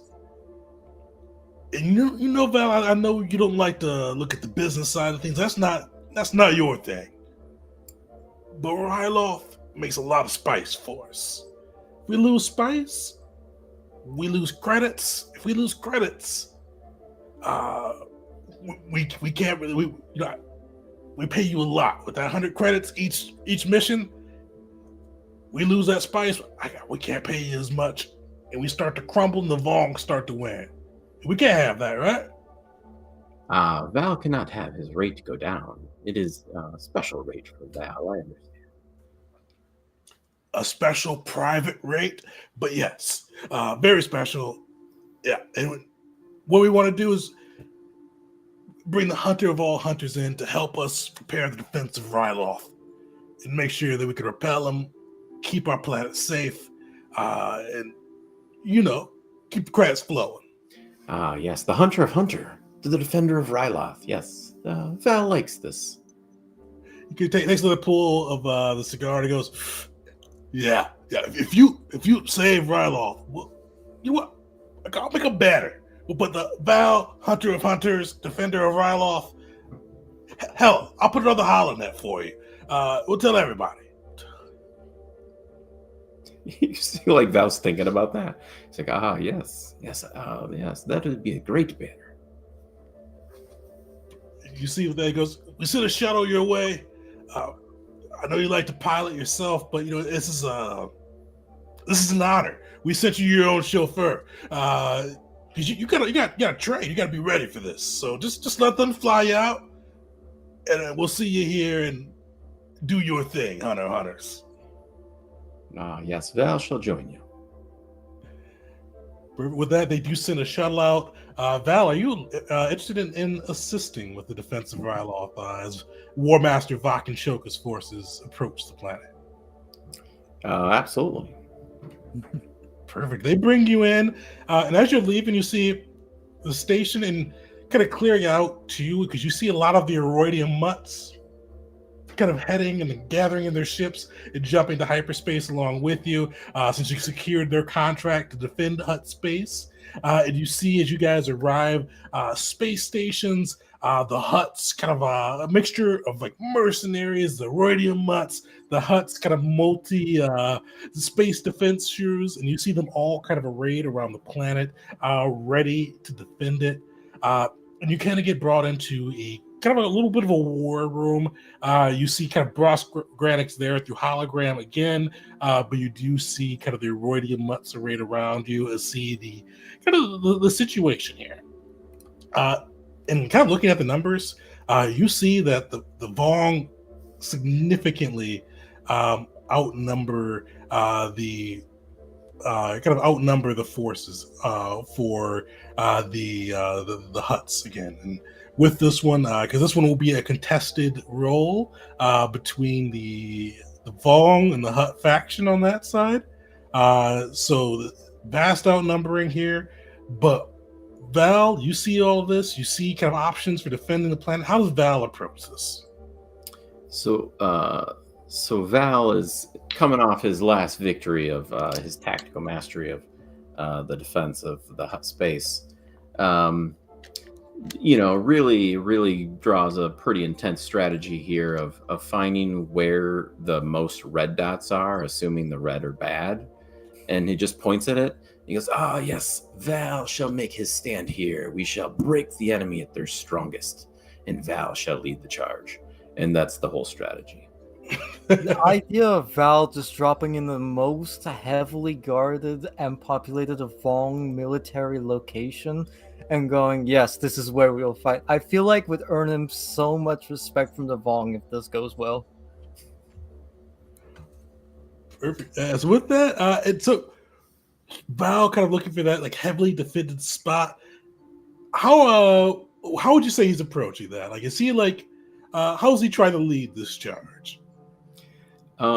So who would be kind of going with them, or would it be like the Erodium Mutts or some of the other, like maybe Hut agents, or like who would kind of? Val would get to decide that he could roll with the Erodium Mutts if he'd like to, or he could roll with kind of like the Hut forces, which are a lot of like the Nikto and Weakways. The Huts usually employ Rhodians too. He can kind of pick his allies here. So, actually, yeah. So I think it's going to be more commando style. So it's going to be a little bit of stealth and deception. So we're going to try to go War of the Worlds on them. Wait for the force to come through, and then hopefully remain undetected, and then hit them from kind of behind as the battle kind of kicks off. All right. Give me your choice of stealth or deception for kind of how well you hide your forces to be able to kind of flank in on them as they approach Ryloth. We'll go stealth. Right. Ooh. All right. Yeah, your forces are able to, like, it's not completely perfect. Some of the hot mercenary forces they put jump the gun a little bit and go a little early, but you are able to still surprise them and get some advantages. These forces kind of spill out starships and kind of running through as they come out from hiding around the planet. Give me a D100 roll and we'll see how this resolves for Val's forces. Okay. Nice. That's a +5, I think. Yeah, +5. Yeah, so this the battle goes pretty at least this far goes in pretty well. You see like the forces Eroid Mutts, the forces Val is leading, start dishing it up. And Val, with this, you're going to the fighting being the thickest. Are you sticking in a starship, or is Val like mandoing it up and like jumping into ships? Yeah, definitely. He's going to want to get it close and personal, so he's going to go Mandalorian style a little bit there. He picked up on some tricks. Try to board and fight. Out of curiosity, does Val stick with his spacesuit, or does he use his new mascara that the Vol provided him? Oh yeah, he's definitely going the mascara. Yeah. Perfect. You go and pick probably the biggest dreadnought, breaking in, leading your kind of little hit squad in, and just chaos. Battle's going well. It seems like this may be the turning point for the defense of Ryloth. But this one will be one of the 3 roll-offs that we do for the Yuzon Vong during their turn. So with the Huts, you will, because you've got an 82. So you get to, because you're also defending with this one, so you get advantage on your dice roll plus 1d10. So it'll be 5d10 that you get to roll. Nice. So 87. I don't think it matters, but if it's +5. Yeah, so the 1d10 from that, so you're good there. Yeah, so give me 5d10, and I'm going to be rolling 9 for the Vong. You said 1 with advantage, so 5d10 with 1 with advantage. Okay. All right. So okay. Roll my 5. Oof. All right. Wow. Because 6 or better count as successes. All right. So I can re-roll one of the ones. Okay. So let me roll 1 again. Oh. Yeah. So this, for a while, it looked promising. Val, you were able to surprise the Yuzon Vong with kind of your unorthodox tactics, swarming through. You were able to. This failure isn't even on Val as a whole, because Val, you're able to get through. You take out this dreadnought with you and your strike team. But as you kind of make your way outside the dreadnought, catch your ride, you see that Ryloth is burning. While you took out this major kind of their flagship for the Yuzon Vong, the Vong were able to just blast and decimate the rest of the the Hutt fleet that was sent to guard the planet. And you see that they kind of swarm through with Ryloth, and probably under some protest, but you are able to kind of just I don't know if they had to pull you along or drag you along, but eventually you are pulled out of the system. They're able to make your way to hyperspace.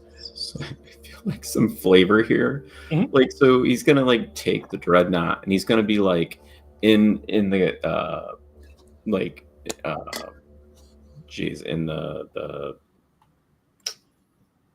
the main spot where the pilot is.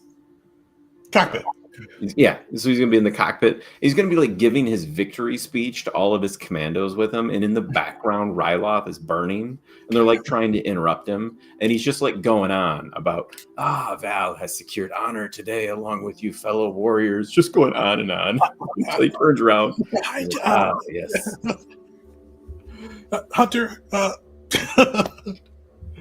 Yeah, so you do see. You're able to take that dreadnought out, but unfortunately, Ryloth is lost.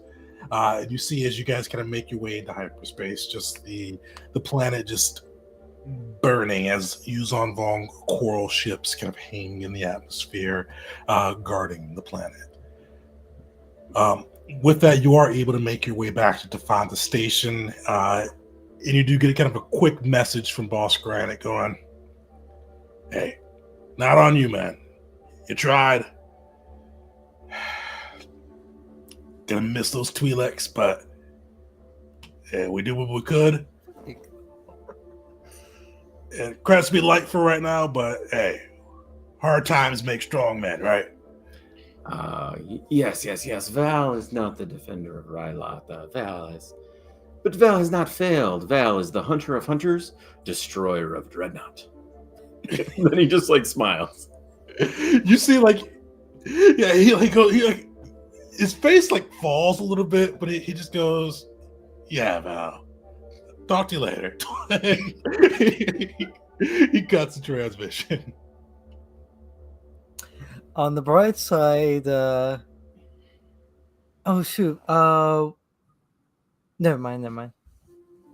I had the bit, then I realized I was what I was about to say was actively wrong, incorrect information. So, bit is dead. With that, fortunately, the fall of Ryloth, Vars, Malachi, who's up next? Let's do it. Perfect. You see, as kind of wake up for the morning, kind of complete your morning ritual. You do get a comm coming in, and as you answer it, you do see Lord Galvin. Hologram appeared. You see the Natolan Sith deep. His eyes, like you've seen, his eyes kind of like, depending on like where he's at the moment, like kind of what his level of anger, calling upon the dark side, they can float between like this beautiful green into this just deep gold, and you see it like huge because the Tolan eyes are just ridiculously large. And when you see him come in, like his eyes are brilliantly gold. His head tails are twitching. He is standing. He is pacing back and forth between the holocam, and like he is agitated. And he goes, "Finally, Malachi, I have need of your services." What can I do for you, Lord Galvin? We need to teach the pigs a lesson. They have forgotten who the true masters of the galaxy are, and I need you to remind them. Let me guess. They've decided to side with the Vong. Not a brain cell amongst the brutes. They were good for frontline troops when we needed a bloodbath, but those pigs think they can think better than we can, the Sith. Educate them. It will be done, my lord, with pleasure. We have assembled a strike force, but I need you to do something for me before we take back Gamor. There have been concerning rumors. We had one of our Sith Lords upon the planet before it fell. And if it was just the Vong that killed them, that'd be understandable. But what we've heard from our agents, there's some creature that killed him, and I need you to figure out what that creature was. We don't believe it was the Voxen, but we do believe it was another of the Yuzon Vong's creations. Find out what it was, and I'll leave the fate of Gamor to you. Bring them back into the fold after making them pay the price, or commit base Delta Zero and wipe the planet clean as a message. The choice is up to you, Lord Malachi. Understood. I'll head out immediately. Good. And show those pigs. Lord Galvin out. And he cuts the transmission. Perfect. Yeah, they do provide a shuttle for you and kind of bring you into the staging area. You see the Dominion ships arrayed around you.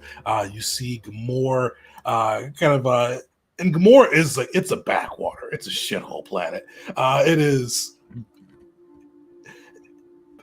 and you would know Malachi, the Dominion used pretty like they were the frontline blaster soakers for the Dominion for the Pretty good at that. Yeah, they're big targets, and if you need lives to throw at something, that's what the Dominion typically did. And as you get a little bit of a briefing, it looks like the Yuzon Vong spies, the Intendant class, were able to worm their way into the planet and cause them to kind of revolt. And right now, it's mostly like there's some Yuzon Vong craft above, but it is mostly kind of the Gamorrean forces with whatever they could beg, borrow, or steal for, kind of defending the planet. And Galvin's charged with finding out what the creature was, and then kind of executing your will against them. And kind of seeing if you can figure out or unferret out what the Yuzon Vong have done here with that too. So, Malachi. Galvin or Malachi, how are you approaching this? Real fast, Malachi. Do not fail. The Yuzon Vong getting Gamorreans is scary because I feel like the Gamorreans would go pretty heavy into the Yuzon Vong religion and stuff quickly. Not to mention the idea of shaped Gamorreans. Hell no.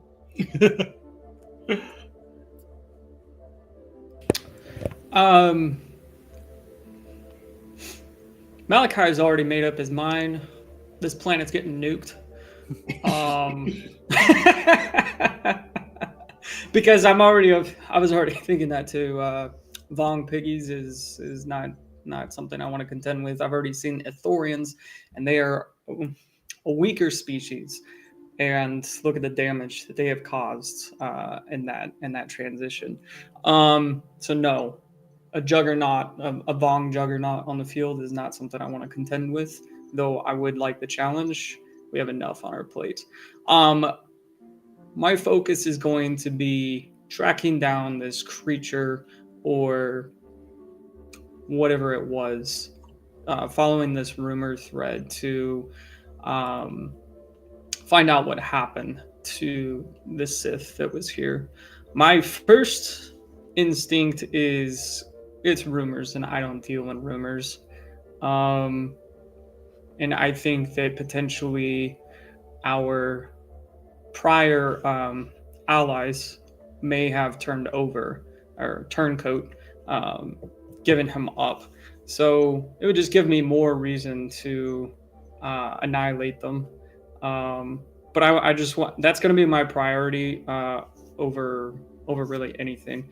So I guess maybe.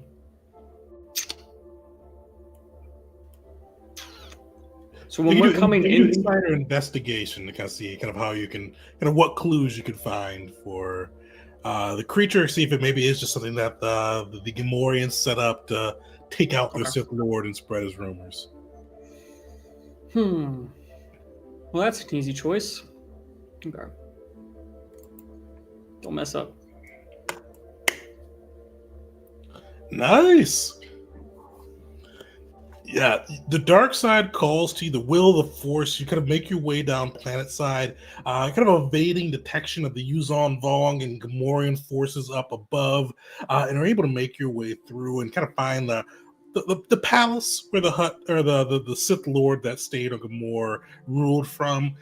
And looking through, you're able to kind of find, and with this, you kind of find some of the Gamorreans that were working there, and let's say some brutal, probably interrogation techniques on Malachi's part, able to pull some information from them and eventually find a holocam that recorded what went down with the Sith Lord that ruled and what did him in. And you see this, and you see it's a pretty blood-chilling sight. Because you see in the throne room, and kind of like you see the Sith, it was a Zabrakian Sith, tatted up red and black. He's sitting there, kind of just handling the daily business of ruling a planet for the Dominion. But you see like 3 Gamorreans rush in, vibro axes out. He just lets loose. Unfamiliar to you, but lets loose a string of lightning. Those 3 collapse to the ground. But you do see as that comes, like the hologram seems to shake, and you see this creature coming in, thumping, thumping. You see this creature, slightly smaller than a rancor, covered with coral body armor, with these spikes growing out of the back of its head. And you see like these claws, and you see like within the claws, Dovin basils that you see kind of used to pull the Sith forward. This isn't going to be related to the piece, but Malachi, give me a nature check. Nature or lore, your choice. Oh boy, both are equally bad.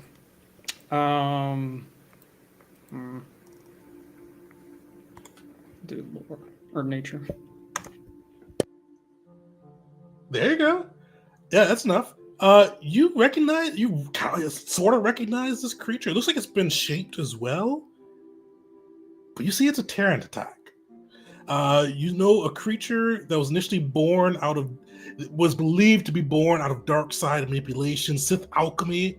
You see has been shaped by the Vong, and you see this creature descend upon the Sith. The Sith reaches out, trying to lightning it again, but the creature uses its Dovin basal to bring the Sith closer, the Sith flings out his lightsaber, trying to deflect the beast's paws, but you see like the lightsaber seems to bounce off when it hits the coral, and you see the Terran attack scrape and just start cutting in to the Sith.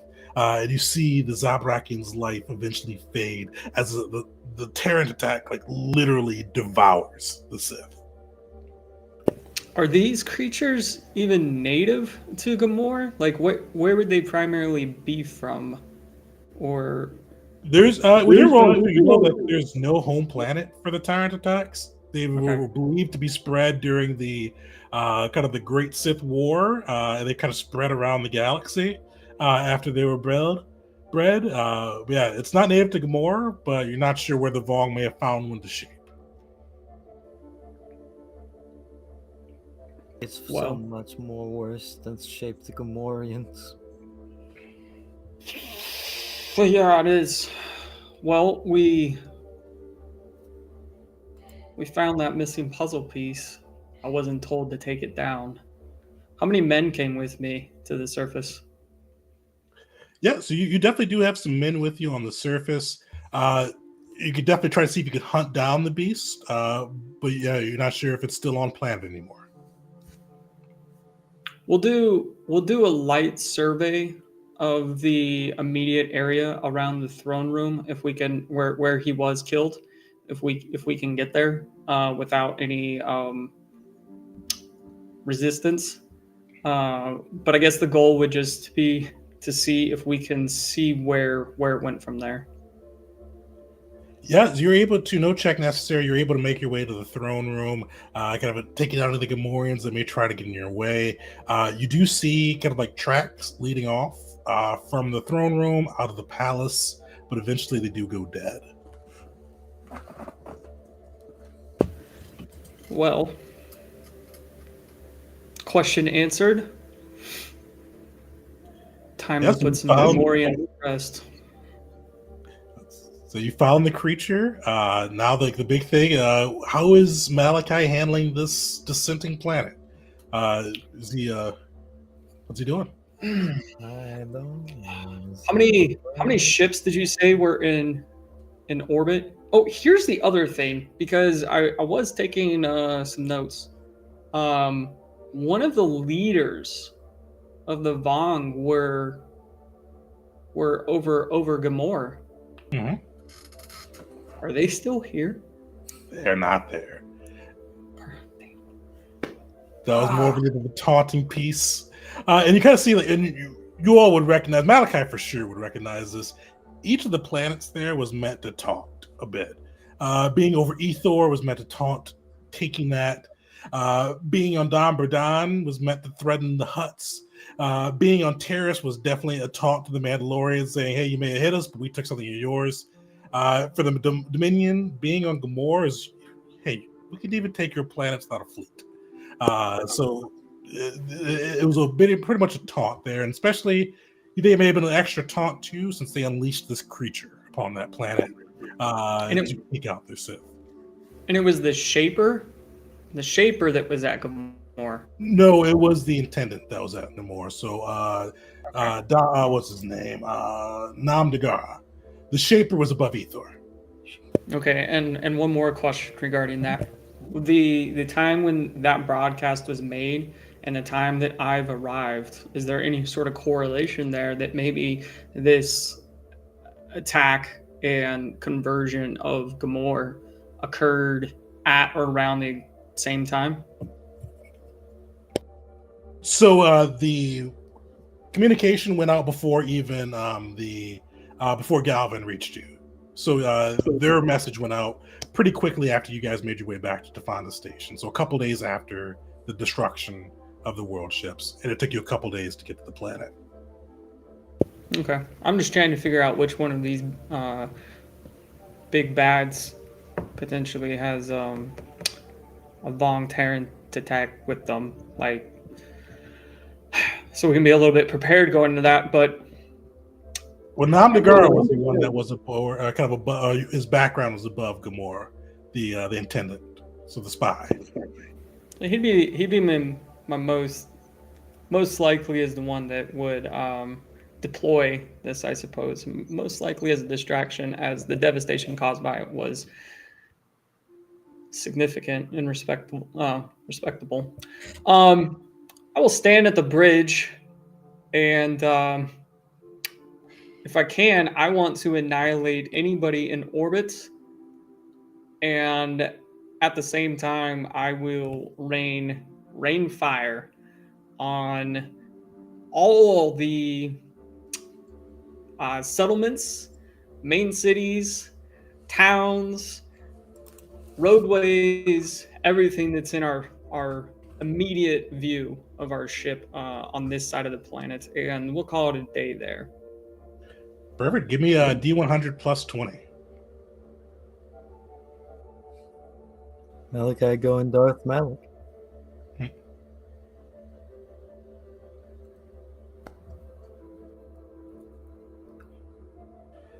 That's rough.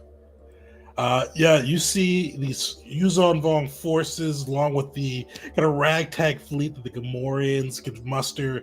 You are raining hell down upon the planet, but they are coming through and they are damaging, like they are just roughing up the Dominion fleet. It is looking to be a pretty dire battle for the forces. But yeah, give me 4d10 as we can test it against the Yuzon Vong.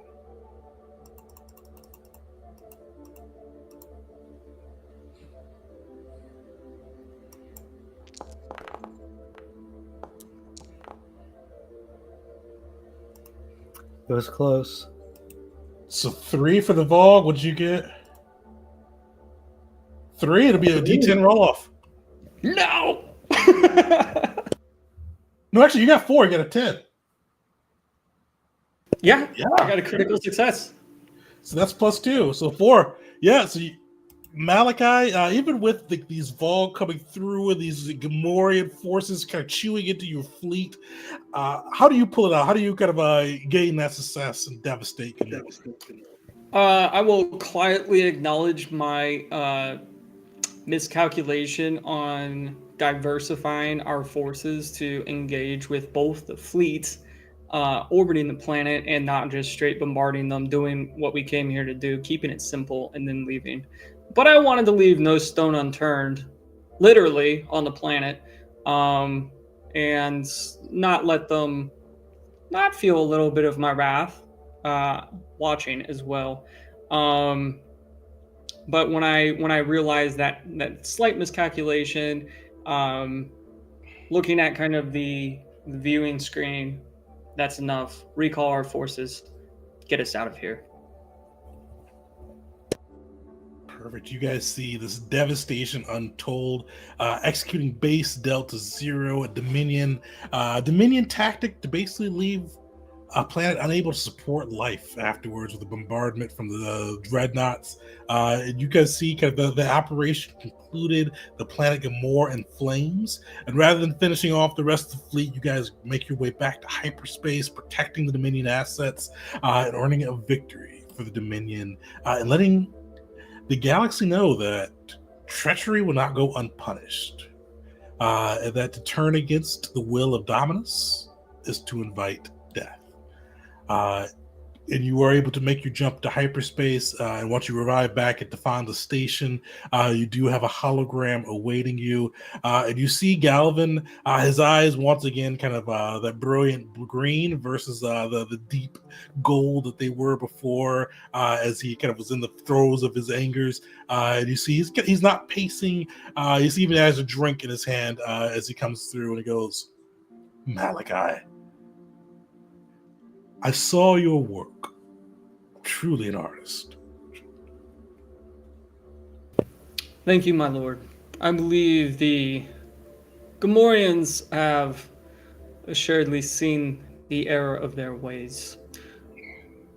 I do have some troubling news. No end of that these days. It seems that the Vong have managed to tame Tarantetex. You see his wide eyes go even wider. He kind of like, you see him set his drink down. Surely that can't be.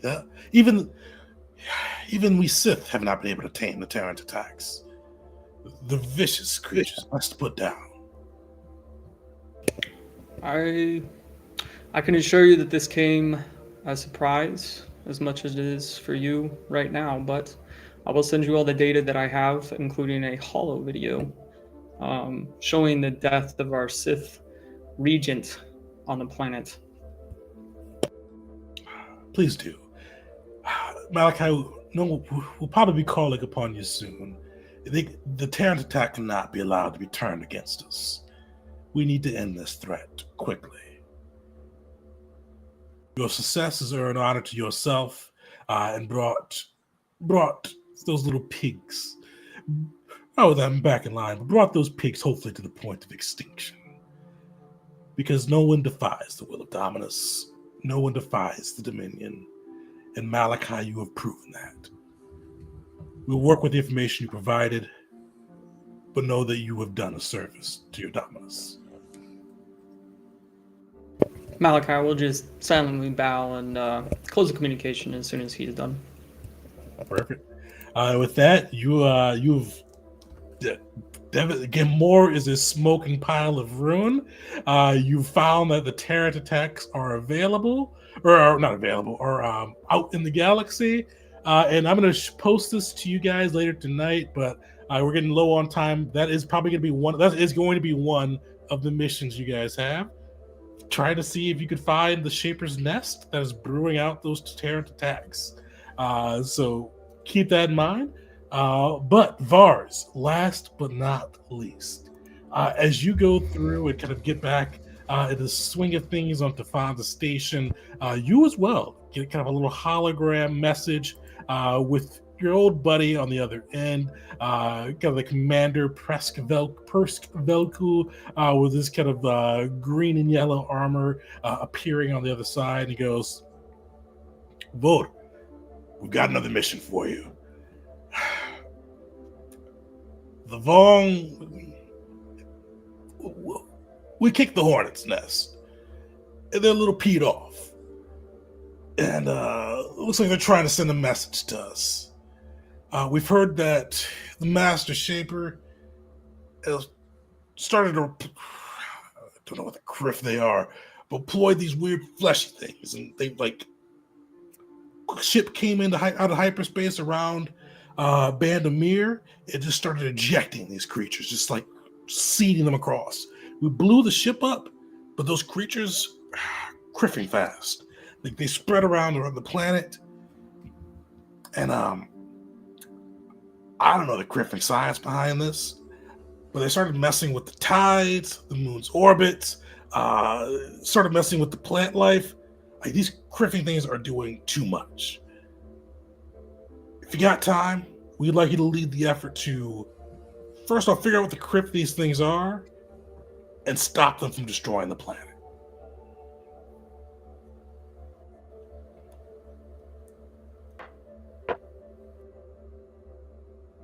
You're on mute, Mars.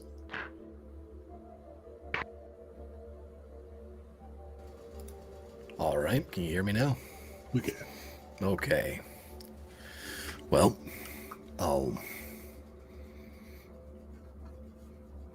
I guess I'll get I'll get my things.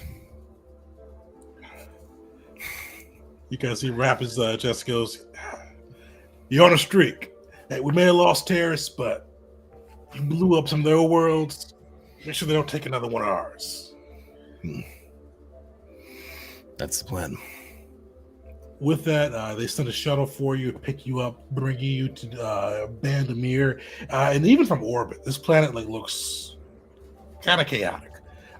You see chunks of the moon are breaking off and heading towards the planet. You see the tides are around, and you see these creatures kind of scattered around and even in orbit. And you see pictures from the ground level of the planet where these creatures are burrowed in through holes and made kind of their presence known. They've spread around the planet and are just almost infecting the planet and just trying to, almost seems like they're trying to pull the planet and its orbiting features apart.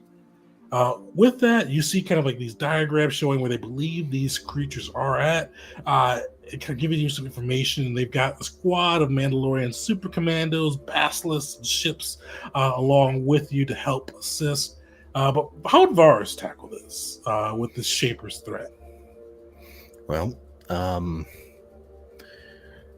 I'd want to look at Lars would want to look at the data from the previous engagements to see how they move, how they react, and see if there was a way maybe we can herd them together by I'm guessing they're simple creatures with, I don't know, this is an assumption, but it's just, hey, do gravity or whatever the hell it is they do.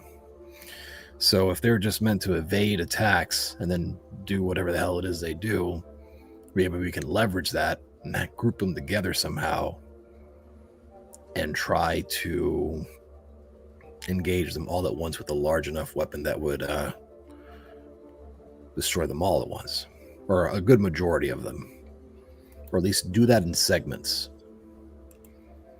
Perfect. Give me your choice of survival or perception. Okay.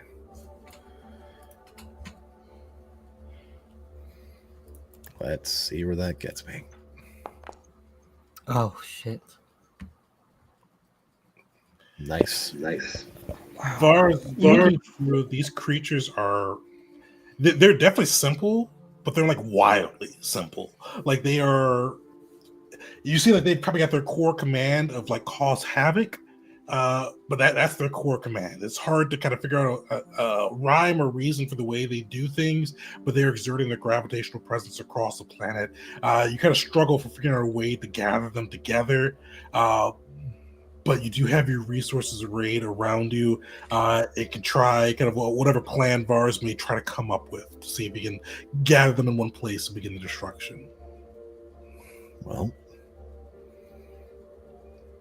I guess pick a specific point and work our way outward. Perfect. Give me a D100 roll. Unfortunately, it's a flat D100. Yep.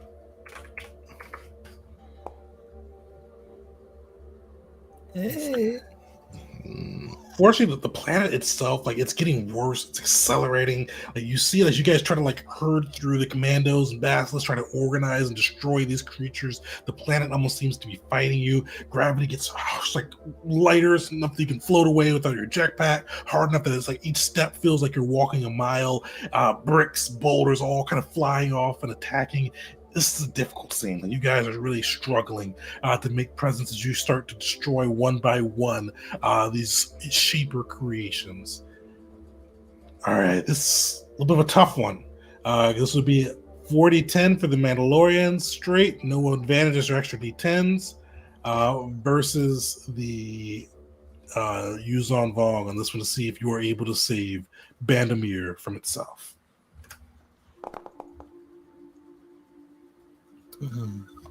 All right, crit. So 3 successes.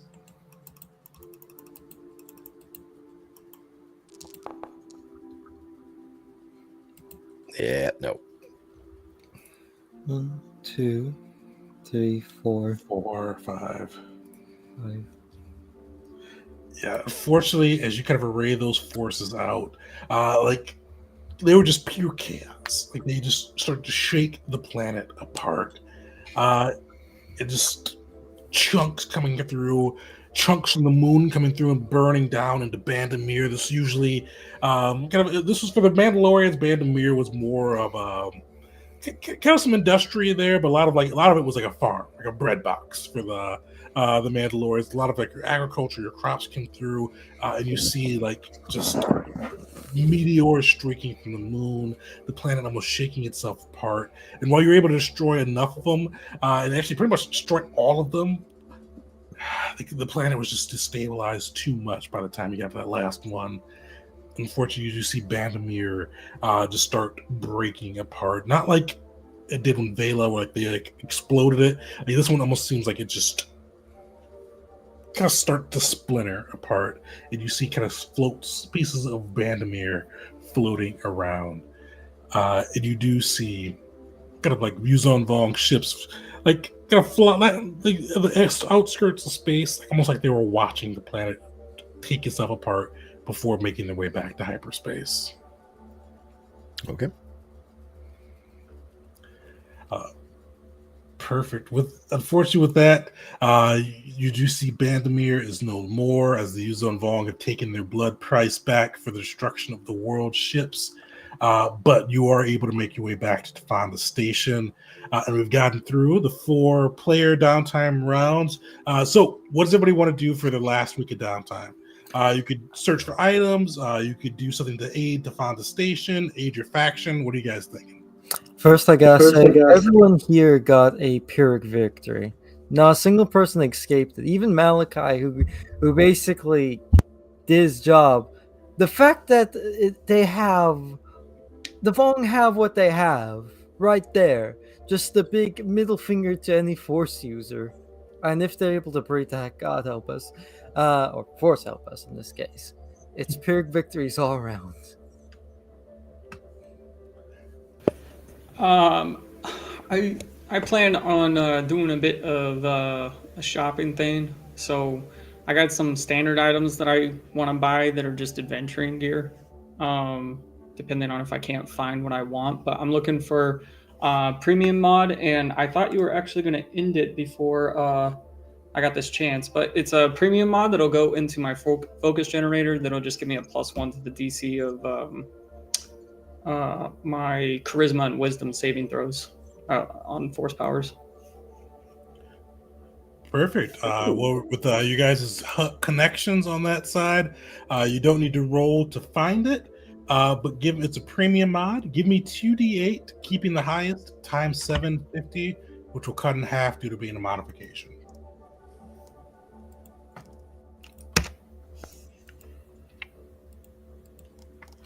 All right, so 7 times 750.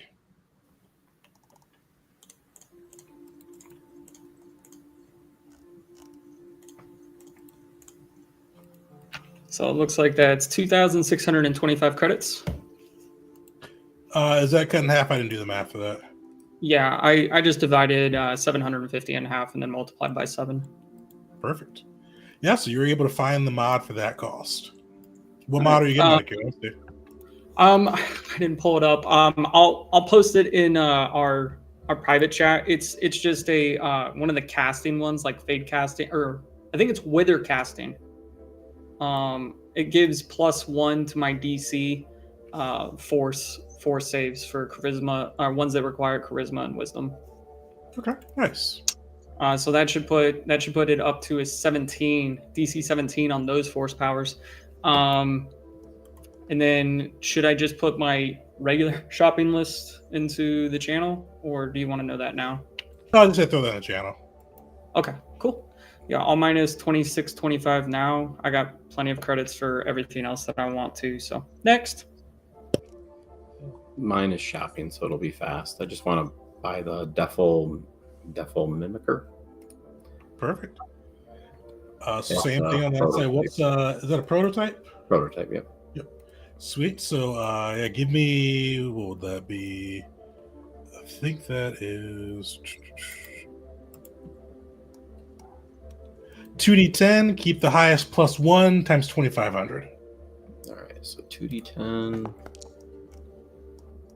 Okay, so 6, not terrible. You said times that by. +1 will be 7 times 2,500. Okay.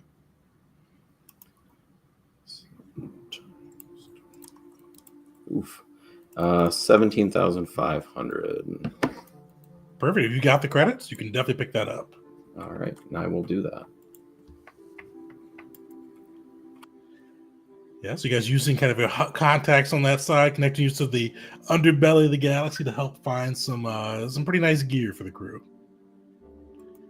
Vars, what are you, Vars or Horse? What are you doing? I'm giving it to Vars first.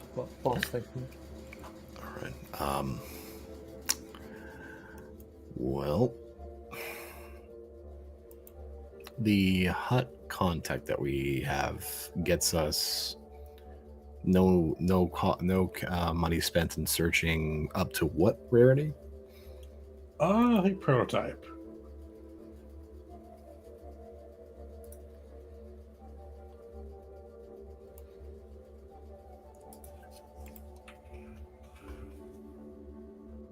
Okay, so well, if Horace has something, go on ahead.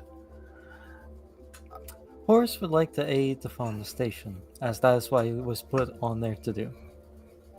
All right. What's Horace doing to aid the station? First, I'll ask, does the Force guide him in any way, shape, or form on this right here?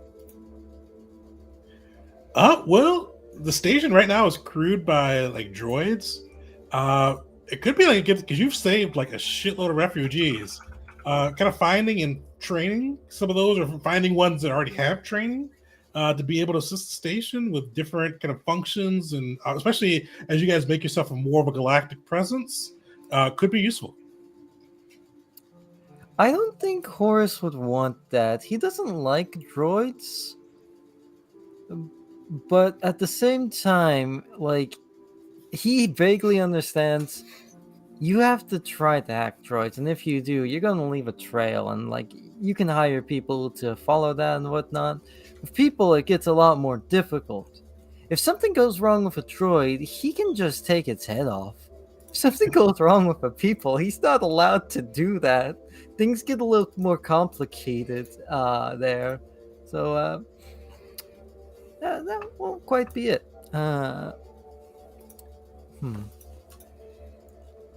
But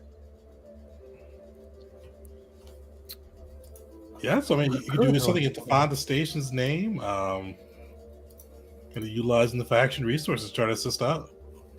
The thing is, like, on one end I want to be like, yes, Horse aids deserters of the Dominion. Well, I can't quite do that because we do have a Dominion representative, and that'd be actively working against Malachi there. And I don't want to do that. Do it. See what happens.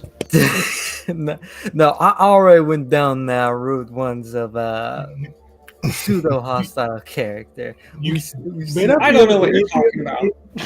The Dominion, but I mean, you could be doing something. I'm not sure if you want to do it against the Republic or try to recruit people from the Republic, or take resources, because the Republic right now is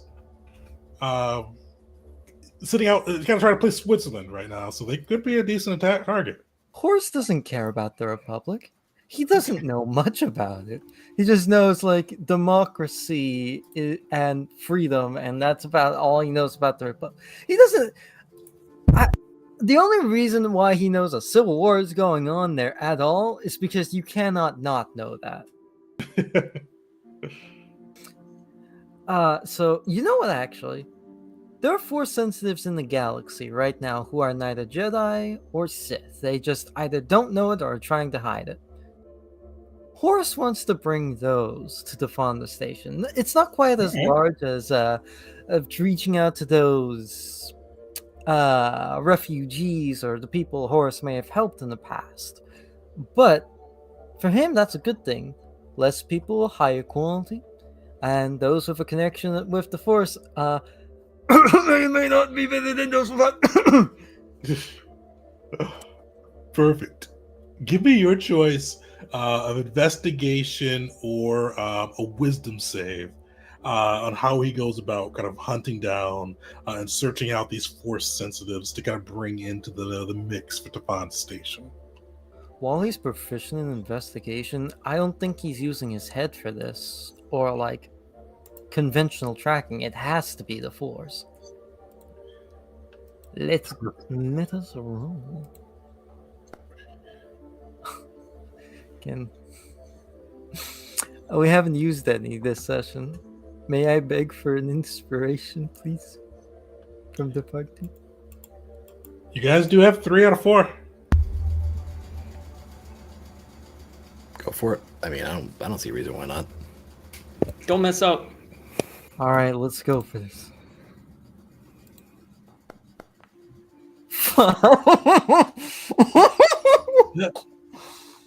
So you got a 14, so you still got a +5. So yeah, you kind of like reach out through the force, and you do feel like some of these force sensitives and kind of start kind of making your pattern to kind of find them. But you know, the galaxy, especially if you're not a Jedi or a Sith, it's rough for force sensitives right now, especially with the Voxen on the loose, and you may have heard rumors of the Terran attack as well. And even outside of that, just the exchange, the Vong, and all the conflicts going through. It's a pretty terrible place. So you kind of feel something coming in, and you start to feel them winking out as you kind of reach out to the force. Though it's not in play, could the natural one be flavored as Horus's reputation preceding him, and those who feel him immediately know? Definitely, and you can say some of them even try to like shield themselves from your presence after kind of feeling that in. Sweet. So give me a D100 roll. 84, solid. Yeah, so this is not contested against Zavong or any other faction as well. So you got an 84. 2 successes for Tafanda Station. So you guys needing 1 more success to be able to bump up to a D3 or to a 3D10.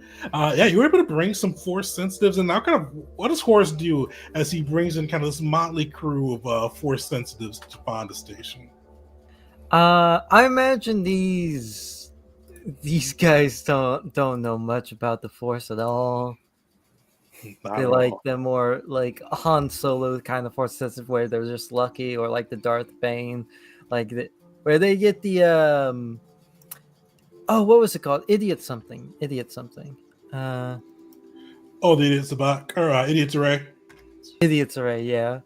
Kind of deal. So Horus will be trying to teach them kind of the Jedi ways and how to connect with the Force. He's going to be doing something he very much likes doing. Whether or not he's good at it, it's to be seen. He's going to be teaching them about the Force. And probably more importantly, and to himself more importantly, and probably more importantly to the people he's teaching it to because it's cool, he is going to be teaching them the basics of lightsaber combat, if possible. More so a focus on that, because that's what he knows. So still novices, but you do have your own Force user kind of cadre of trainees now aboard Tafanda Station. Training through, and you guys are 1 success away from a 3D10. Vars, did you figure out what you wanted to try to find? Nah. I'll just help out the station. Perfect. What's Vars thinking? Well, hey, so these folks that just came in, why not? We'll do it in tandem. I'll piggyback off of yours if that's okay. Go for it. Well, he's teaching them a lot about the Force and how to fight like that, but there's other things that can be taught. Hand-to-hand combat, blaster combat, vibro weapon combat, explosives combat, etc., etc., etc. Troop formations, how to fight as a unit, how to fight by yourself, blah, blah, blah, you know. At this point, Horus is probably sitting in this because he doesn't know a lot of that last part. After you got past hand-to-hand combat, this stuff's starting to get a little new to him. He's got experience with a lot of knowledge in it, so he's sitting Whatever. here. So you guys are gonna have some pretty well trained, like Jedi, Mandalorian trained Force sensitives. So Vars, how do you go? What's his training style on this? Is he like kind of more like physical in your face, more about theory? How is Vars training there? Vars is about developing people at their strengths. Keeping an eye on people, identifying what works for them, what doesn't work for them, and helping them build upon, kind of like guided growth, if that makes sense. That definitely does. Give me an insight roll on that one. See kind of how well you can find those strengths for these, and kind of see how well you can kind of start developing that in for them. Nice. All right. Yeah, you're able to go through and kind of figuring out like who would be better suited with the blaster, who's better to kind of go through and teach the tactics to, who's just more of a physical being, and kind of setting them up for the best success they can have. Give me a D100 roll plus 15, I think.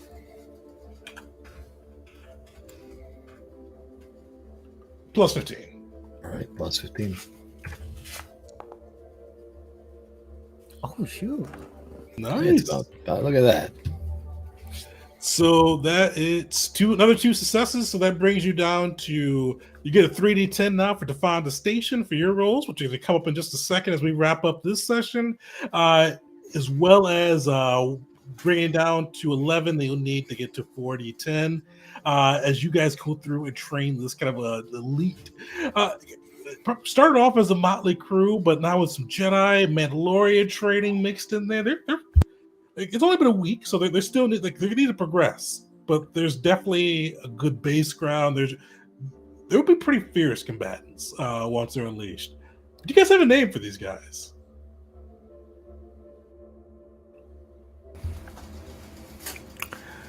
Oof. Put us on the spot there.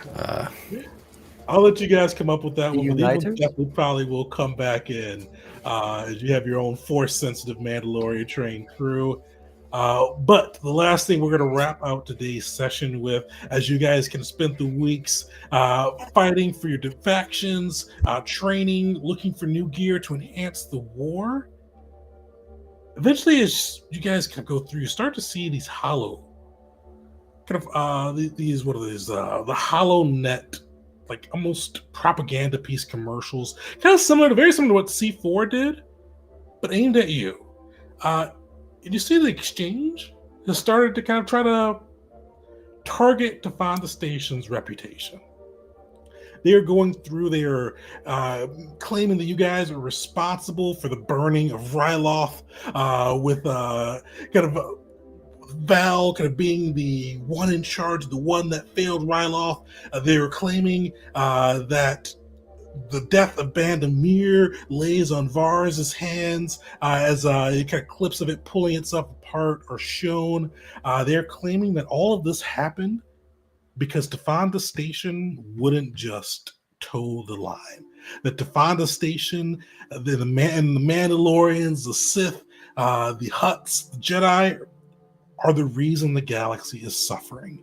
And they are doing a complete psyops war, trying to ruin your reputation, trying to make the galaxy hate you.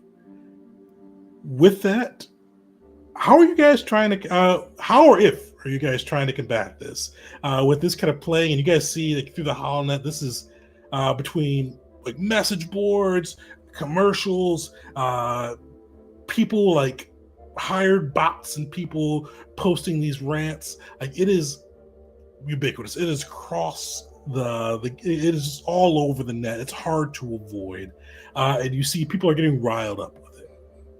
How do you guys handle it? Horus doesn't use the HoloNet.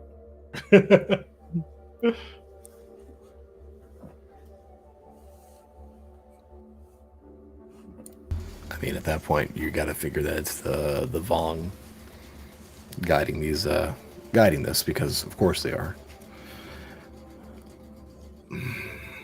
Wait, something we have to check. Are they slandering Val? They say landed Val because the burning of Ryloth, they threw that at his feet. Yeah. Yeah. So, they have like with Val, like they're making fun of all of you guys with different ways. Vars, they're making fun of your armor. Malachi, they're like making fun of your Sithiness, like tattered robes, all of that. Val, they are making plays of hunters of hunters. Like they are like punning it up. Like they say hunters of hunters, and they have like a meme of you trying to like prowl around while Ryloth burns in your back. They are just going to town with it. Yeah. So Val probably doesn't even understand that they're making fun of him. He's probably just mad that they are not covering also that he's the destroyer of Dreadnought. Okay? he's probably looking at like the HoloNet vid or whatever, and he's like, "Oh, Val is not the hunter of hunter. Val is the hunter of hunters, destroyer of dreadnoughts. They can't even get it wrong. Val shall destroy this HoloNet with my blade." Oh, I'm curious. How are they making fun of Horus? What do they have on Horus other from the office? Like, okay, that's a lot of casualties. Oh, it keeps going. Other Depends from on that, how what do you they consider this making fun of Horus. They're making fun of Horus by not even mentioning Horus. There's a few jokes about C4 in there, but nobody's mentioned Horus at all. That's wonderful. Or the best part is like Horus not using the holonet. He doesn't know. Other people don't know about him. That's glorious. Perfect. Well, I'll give you guys a second to think what you want to do. I'll be right back. But yeah, we'll kind of figure out how you guys want to respond to this. And this will be our last faction roll on this side, using to find the station stats versus the exchange. Cool thing with the exchange is it's even change. Since you guys bumped up your, like with VARs bumping up that to 3d10, exchange is 3d10 versus 3d10. So even give you guys a second there, and I'll be right back. Okay, so Bars, this all rests on you. You are the only one who has any capability with technology. We have a Sith who is technically blind. We have. I think I've got this. All right, I'm gonna. I don't want to read it because we're still on the air. I'm gonna toss this. I hope you guys can read fast. All right. Actually, depends how many big words are in it. Share it to one person. It's got big words, so I'll send it to one person. Shit.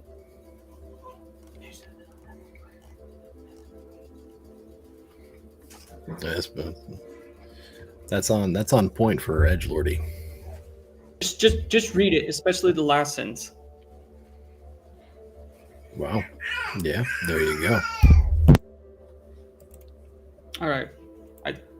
I tried. We'll see how this goes. Just because I got high numbers and I want to use them. So what are you guys thinking? Definitely not the face of the party, but I do have a statement that Malachi will give, and he will do this maskless and hood down. They blame me for their own failings, casting me as the villain in their feeble tales. But their words are nothing more than echoes in the vast darkness of my power. Let them whisper, let them shout. It matters not. For with each accusation, they unknowingly forge the chains of their own demise. I am not the architect of their downfall. They are. And in their misguided fear, they have already surrendered to the inevitable. I am the storm on their horizon, the truth they refuse to face. They say I am to blame, but in doing so, they only reveal their own weakness. Fear me, for their fear acknowledges my dominion. Nice. Give me an intimidation check. What's that from? Made up on the spot. You're welcome. Oh. Well, not this spot. I wrote it out while he was talking. Oh, hell yeah. Especially Bro. fucking hell. Use an inspiration. That Yeah. ain't no way. And it looked like it was going to land on 19, too. It did. It did. I saw that. That's significantly better than 1. Better than a 1. So your message goes through, calling these people out, calling them kind of failures, and kind of just demeaning these exchange people that are kind of utilizing the HoloNet to besmirch you. And you do start to gain some traction with that. But the exchange busts out their last big weapon. And basically, they switch tactics from like trying to like make you guys look incompetent to showing like clips of your recent destruction of the world ships and just trying to go after the bleeding hearts amongst the galaxy, talking about the lives lost of civilians and how the Defanda station committed war crimes and are criminals and all of these types of things. Somebody give me a D100 roll plus, what did you get, a 16 plus 10? Who hasn't rolled a natural 1 tonight yet? I don't think I've rolled a natural 1. Just saying. Someone I do. already rolled my 1. I got my got that natural up. 20. I got my natural 1. Yeah. Who's Is it biting D100 both plus this one? 10? D100 plus 10? D100 plus 10? Do it. All right. Here we go.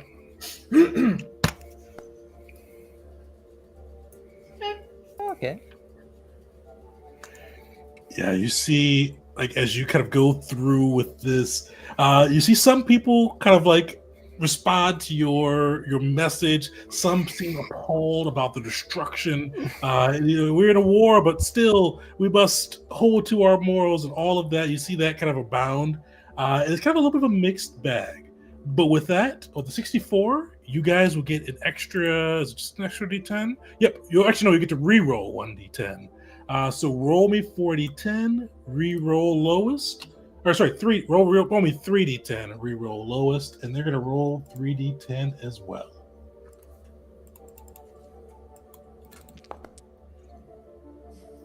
Only one success.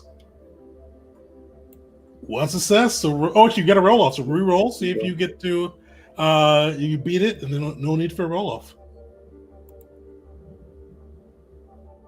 Nice. Yeah. Solid. You guys see the HoloNet is first for time split, especially with kind of the latest ones kind of bemoaning the loss of life for the Vulns with the destruction of the world ships.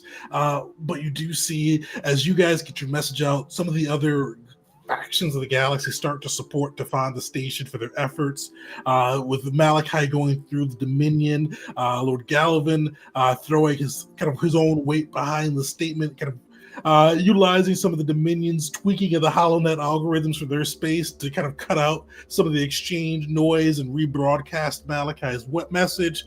Vars, Mandalore himself comes through and makes an additional message to utilizing some of the clip to you that you gave right after he spoke to you after destruction of the world ships. Kind of basically just cementing that if there are no civilians in the Vong, there's no if we don't have any civilians with or any people that the Vong consider civilians, there'll be no civilians among the Vong. And he kind of puts that on replay. They don't have as much tweaking of the HoloNet, but he puts that out amongst his people. And you see kind of all the different factions, the Hutts, the Jedi kind of supporting this message. And eventually you are able to squash down these dissenters and not really suffer a reputational hit as the exchange PsyOps campaign fails. Earning the group some more successes for the station too. What was that? 64 too. So you guys will get one additional success. So you guys are down to 10 successes needed to move to your next faction die. Also you guys leveled up a faction die too. So you guys will get a free premium modification of your choice for your weapon. On that side, make sure to follow the rules for that. You can't double up on anything you've already gotten, but you can go for it. With the chassis, can we fit in the same thing we've been modifying so far, or are we capped at 3? I think it's 4, but It's, let me check. 4 mods on premium. Oh, shoot. I think the only way that you can get more is, or never mind, I was thinking augments. It's been a minute since I actually looked at the crafting stuff, but yeah, it's 4 mods. Perfect. So go through and pick that out as you guys kind of get more resources in your own.